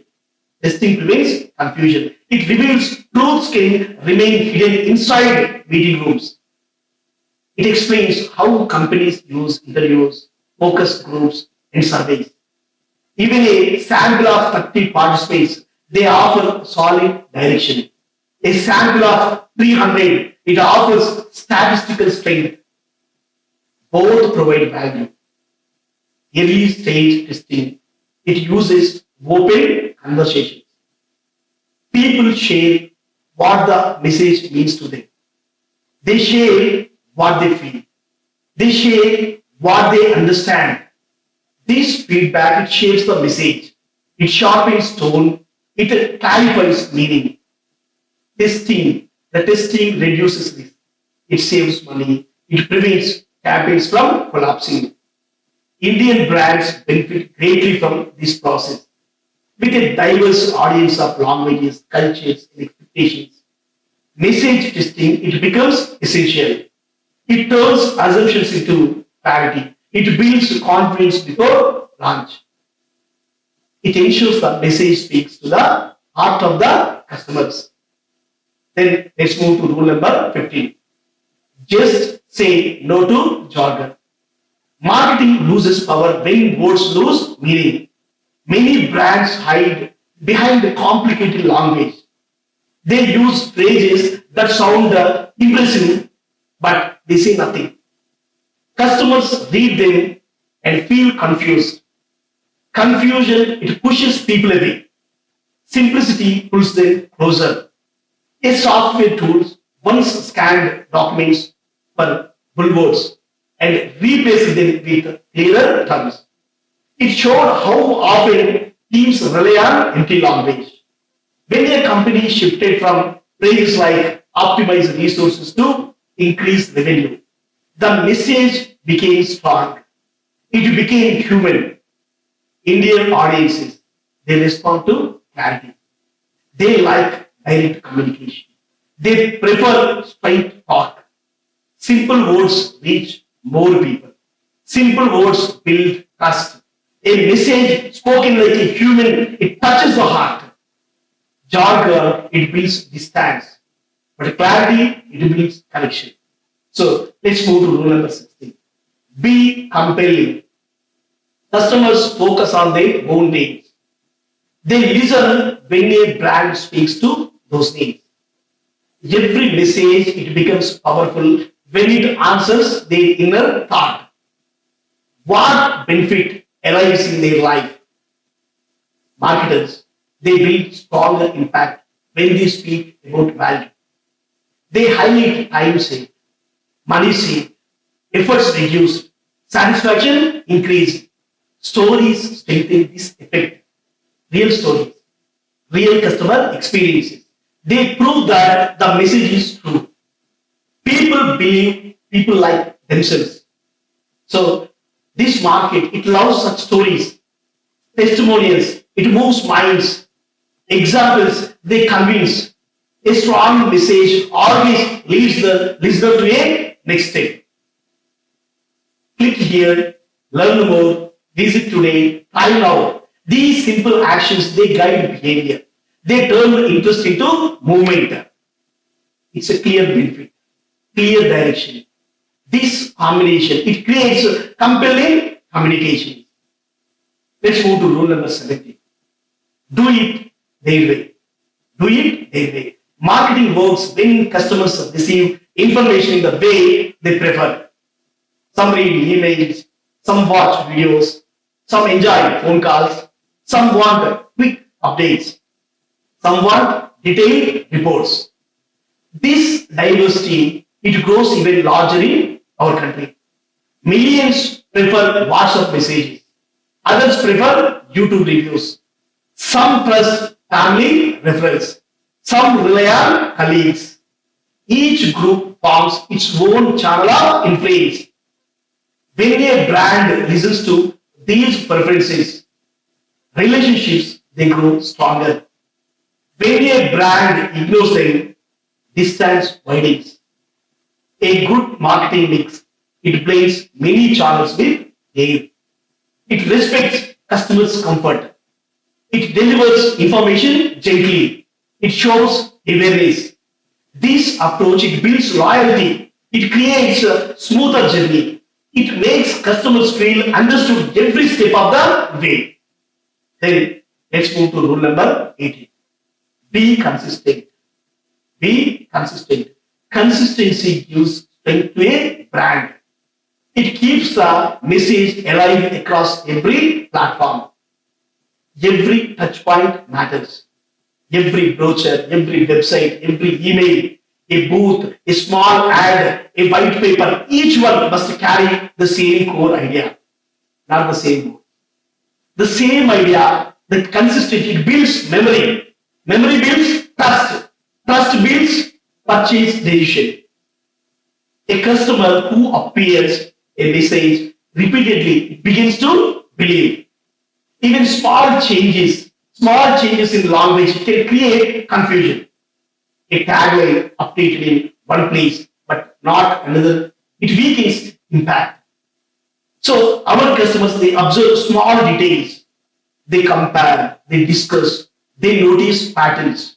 A consistent brand, it becomes reliable, it becomes familiar, it becomes a safe choice. Then we move to rule number 19. Use the right tools. Marketing tools, they act like ingredients in a recipe. The same elements, they create different results depending on how they are mixed. So in digital landscape, these tools, they multiply every year. Audio reaches listeners everywhere. Video tells powerful stories. Text, they shapes understanding. Social media, it acts as a cultural mirror. Each medium, it plays a role. A brand must choose tools based on customers' behavior, not on trends, not on excitement. Real value, it comes from alignment. If a target group watches videos, invest in video. If they read blogs, strengthen writing. If they attend events, build presence. Technology allows creativity across forms, a video tutorial, an audio guide, a visual demo. Each one, it adds dimension. Strong tools amplify a message. The right tools amplify results. So let's move to rule number 20. See and be seen. Visibility. Visibility shapes destiny. A brand must appear where customers already are. Presence builds awareness. Awareness builds opportunity. Indian audiences, they interact across many spaces. Online forums, physical events, marketplaces, webinars, conferences, festivals, and social platforms. A company that appears in multiple relevant places, they create familiarity. Familiarity reduces hesitation. A booth at an event, a panel discussion, a targeted ad, and a useful article, they all together create a complete presence. When customers search, they must find the brand easily. When they discover it, they must see the value. Valuable content, it keeps them engaged. Useful insights, they keep them returning. A visible brand, it becomes memorable. A memorable brand becomes chosen. So let's move to rule number 21. Blogs. Blogs are good.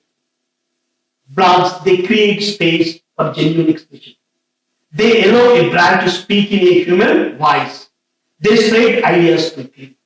Search engines notice them. Customers discover them. A blog can turn one strong paragraph into wide visibility. It can turn simple observations into community conversations. Audiences, they appreciate real stories. They enjoy behind the scenes insights. They respond to honest reflections. A blog becomes the perfect place for this connection. It helps a company share solutions, advice, and industry wisdom. It builds trust without pressure. It brings people closer without effort. When written consistently, a blog becomes a digital footprint. It becomes a library of value. It helps customers understand the brand's heart. It keeps the brand visible day and night. Then we move to rule number 20. Email is personal. Email carries a quiet power. It reaches a person directly. It enters a private space. It allows a brand to speak one to one. This makes email personal and meaningful. When crafted with care, it becomes a strong marketing tool. It shares updates. It delivers offers. It supports relationships. Our customers, they respond They respond well to clear or friendly emails. They appreciate simple layouts and they appreciate honest content.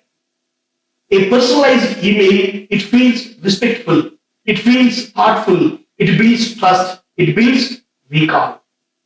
Email marketing remains effective even after decades. It grows stronger with good data and timely communication. It becomes a bridge between intention and action. When used wisely, email guides customers gently towards the next step.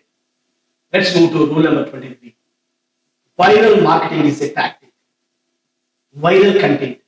It creates excitement. It spreads quickly. It generates energy. But it cannot replace a strategy. It cannot stand alone. Viral marketing, it works best when it supports a larger purpose. A funny video may gain views, a creative post it may gain shares, but real growth, it depends on planning, it depends on clarity, it depends on consistent direction. Social media users, they share content rapidly. Trends rise, trends fall in hours. A brand must enjoy virality when it comes, but it must not depend on this. Sustainable success, it grows from deeper roots. Viral content, it becomes a spark. Strategy becomes the engine.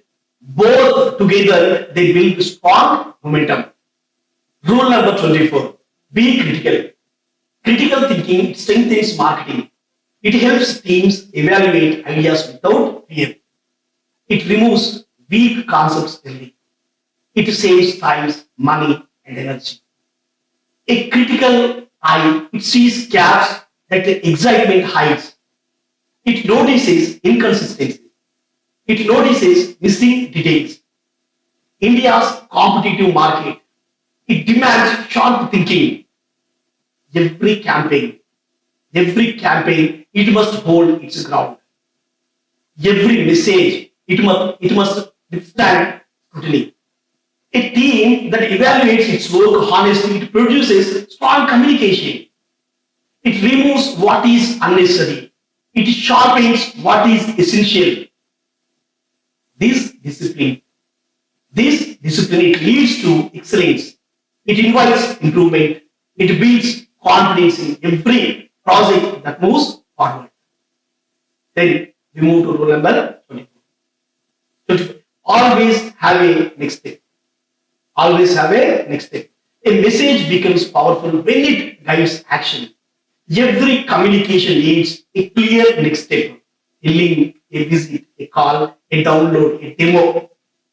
A simple direction that leads the customers forward. Many campaigns, they fail because they stop too early.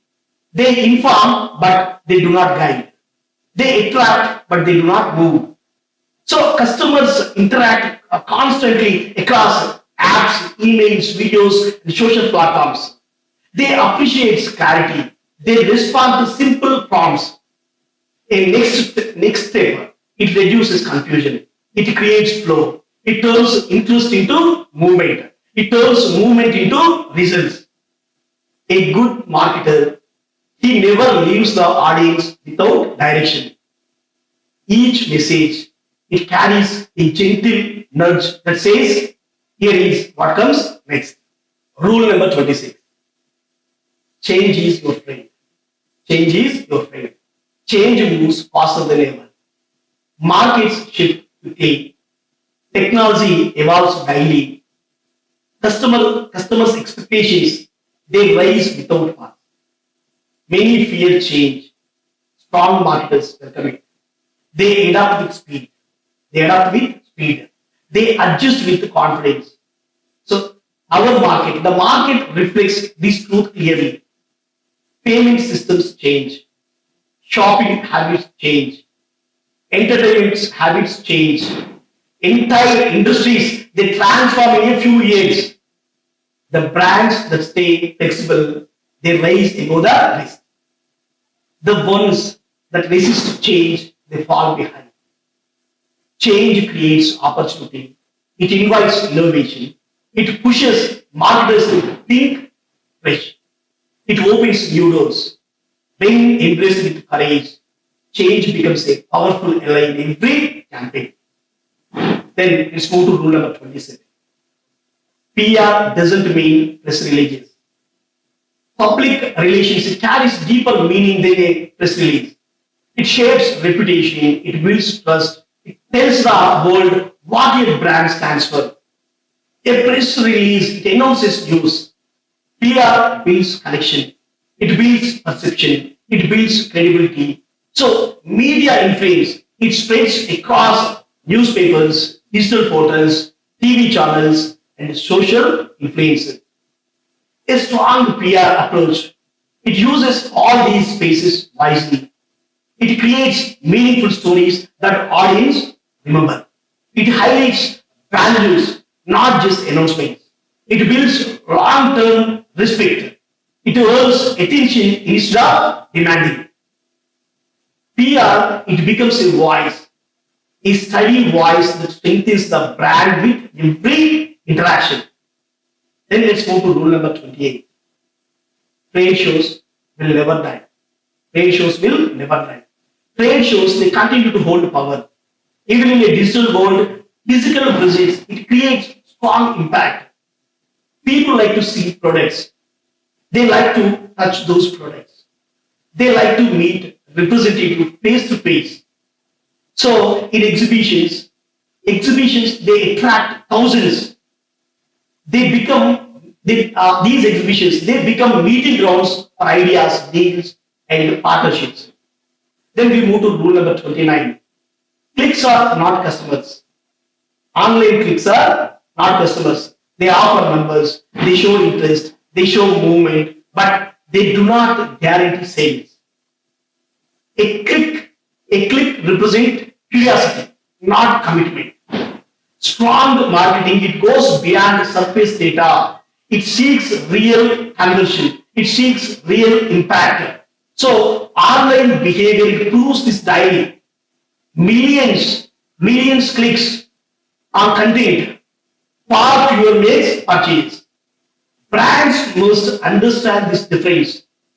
They must focus on engagement that builds trust.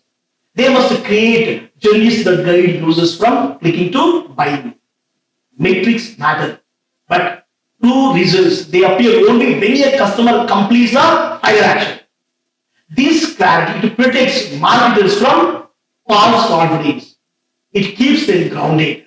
It keeps them focused on real outcomes. Then we move to rule number 30. A launch. A launch is a process, not an event. A launch does not begin on launch day. It begins long before that launch. It continues long after. It lives as a process with many stages. Pre-launch, it builds curiosity. Launch builds excitement. Post-launch, it builds stability. Together, they form a complete arc. So, brands, they often see the launch as a celebration. But the true strength, it lies in preparation and follow through. So, communication, it's training, support, and feedback. They shape the journey. Customers, they discover the product slowly. They explore, they respond, they decide. A strong launch, it guides this journey with care. It nurtures interest. It converts it into loyalty. A product grows when the launch becomes a process, not as a moment. Then we move to rule number 31. Don't get caught in the hype. Hype rises fast. It creates noise. It creates pressure. It can distract even experienced marketers. Trends appear daily. New tools, they promise miracles. New platforms, they claim overnight success. Digital world, it magnifies this energy even more. A brand that chases hype, it loses focus. Strength, it comes from strategy, not from excitement. A real growth needs calm thinking.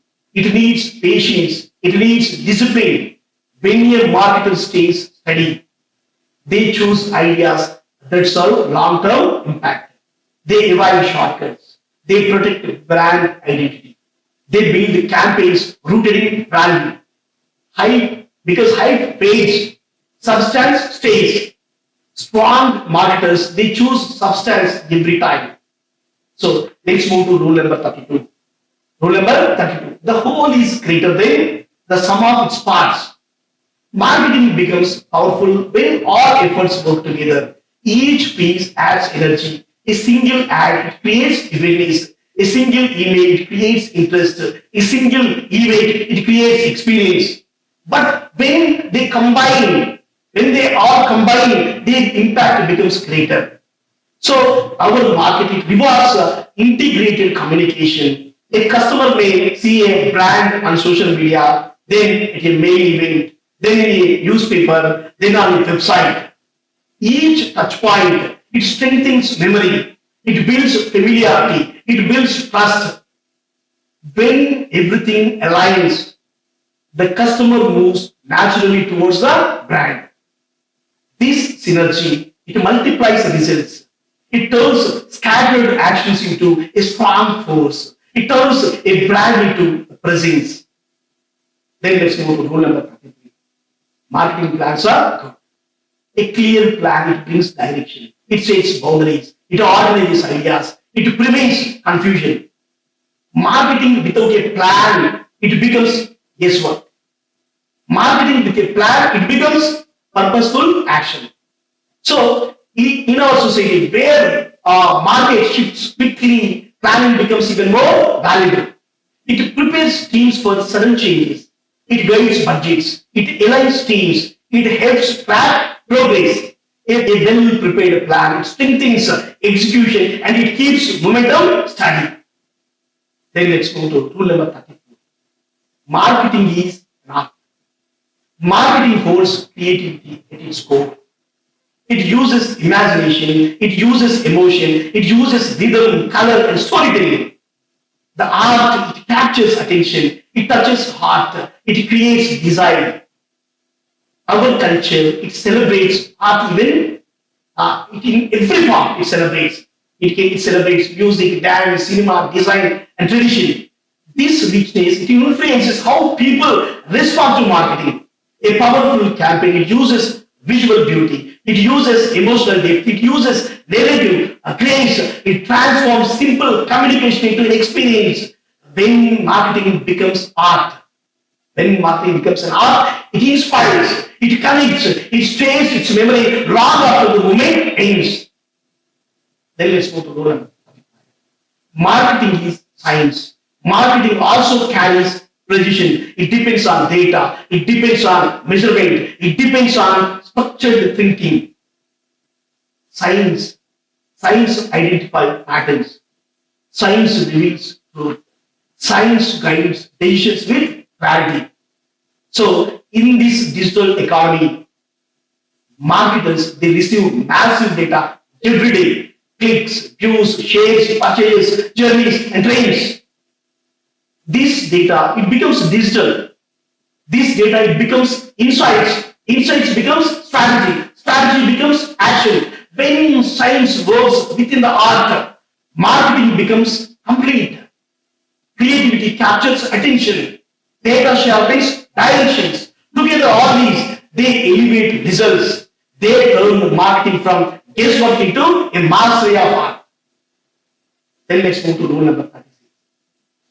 Make them laugh. Humor opens heart. It breaks tensions. It makes people listen. A simple smile. It softens the mind and invites attention. So our culture, our society, it loves humor. It loves films, stand-up shows, social media skits, festival jokes, and everyday laughter. When marketing uses this humor with respect and clarity, customers remember the message. They share it with friends. They carry it in their minds. Laughter, it creates connection. Connection creates trust. Trust creates action. A well-placed line, a light moment, a playful visual, it can turn a simple campaign into a memorable experience. This humor, it becomes a bridge that leads customers closer to the brand. Then let's move to rule number 37. Always have a deadline. Deadlines bring discipline. They push things forward. They create urgency. Without them, work stretches endlessly. Without the deadlines, work stretches endlessly. With them, energy becomes focused. So, in our busy market environment, speed matters. Competitors act quickly. Trends change fast. Customers expect constant updates. A clear deadline, it helps teams deliver on time. It reduces confusion. It strengthens planning. It keeps momentum alive. The pressure of a well-set deadline, it becomes positive. It fuels creativity. It fuels productivity. It moves ideas from discussion to execution. A deadline turns intention into achievement. Then we move to rule number 3. Everyone is a marketing expert. Every person has an opinion about marketing. Colleagues, friends, family, clients.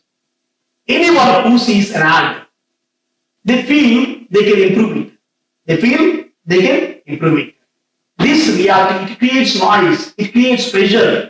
Strong marketers, they listen with respect, but they stay grounded in experience and strategy. Opinions can inspire, but they cannot replace insight. So our social environment, it adds even more voices. Everyone has solutions. Everyone has views. A marketer's strength, it lies in balance. They absorb useful ideas. They ignore distractions. They protect the essence of the message. They steer the brand with plan. They move forward with confidence. Let's move to rule number 39. Deliver what you promise. A brand grows, a brand grows when actions match with words. Promises create expectations. Delivery creates trust. So customers, they value honesty. They remember how a brand behaves. A good message, it attracts people. A good experience, it keeps them. When a brand fulfills its promise, loyalty increases. Loyalty increases. When it breaks its promise, trust fades. Strong marketing, it aligns the message with the experience. It sets real expectations. It honors commitments. It creates reliability. Consistency in delivery, it builds long-lasting relationships. These relationships, they become the foundation for sustained growth. Then we move to rule number 40. Give it a chance. Give it a chance. Marketing needs patience. Ideas needs time to grow. Campaigns need time to reach people. Customers need time to understand and respond. So, in our fast environment, impatience, it can harm good strategies. Pulling the plug too early, it stops progress. Giving time, it allows learning. It allows adjustment. It allows momentum to build. A well-planned campaign, it gains strength slowly but steadily. Measured patience, it becomes a skill. It creates resilience. It nurtures creativity. It leads to better outcomes. Every strong brand, it harness the power of time. Rule number 41. Don't follow the pack. Following the crowd, it feels safe, but it leads to ordinary results. Great marketing demands courage. It demands originality. It demands a clear stand. So in our marketplace, it is full of similar products and similar messages. The brands that rise, they choose their own voice. They choose their own style. They choose their own path. When a marketer stops copying, they start creating. They start creating true differentiation. It emerges. This individuality, it attracts attention. It inspires respect. It builds a strong identity. The courage to stand alone. It becomes the spark that sets a brand apart. Rule number 42. These are my rules. Marketing evolves with every generation, with every brand, with every customer. These 42 rules, they act as guiding lights. They offer direction. They offer clarity. They offer strength. But every marketer, they must create their own set of rules. Experiences shape them. Insights shape them. Challenges shape them. So our dynamic market, it encourages this creativity. It invites new thinking. It welcomes fresh perspectives. These rules become a foundation. On that foundation, each marketer, they build their own wisdom, their own approach, their own philosophy. This personal set of rules, they become their compass. It leads them through challenges. It guides them towards success. It helps them shape the future with confidence, courage, and purpose. So, marketing is not a job. At the end of the day, marketing is not a job. It is a responsibility. It is the ability to influence thoughts, shape choices, guide behaviors, and build trust. Through these 42 rules, the path becomes clearer. Each rule, it offers a light. Each insight, it brings understanding. Each truth, it adds strength. Together, all these, they form a complete foundation for meaningful work. Our market is wide. Our market is diverse. It is emotional, fast, and full of opportunity.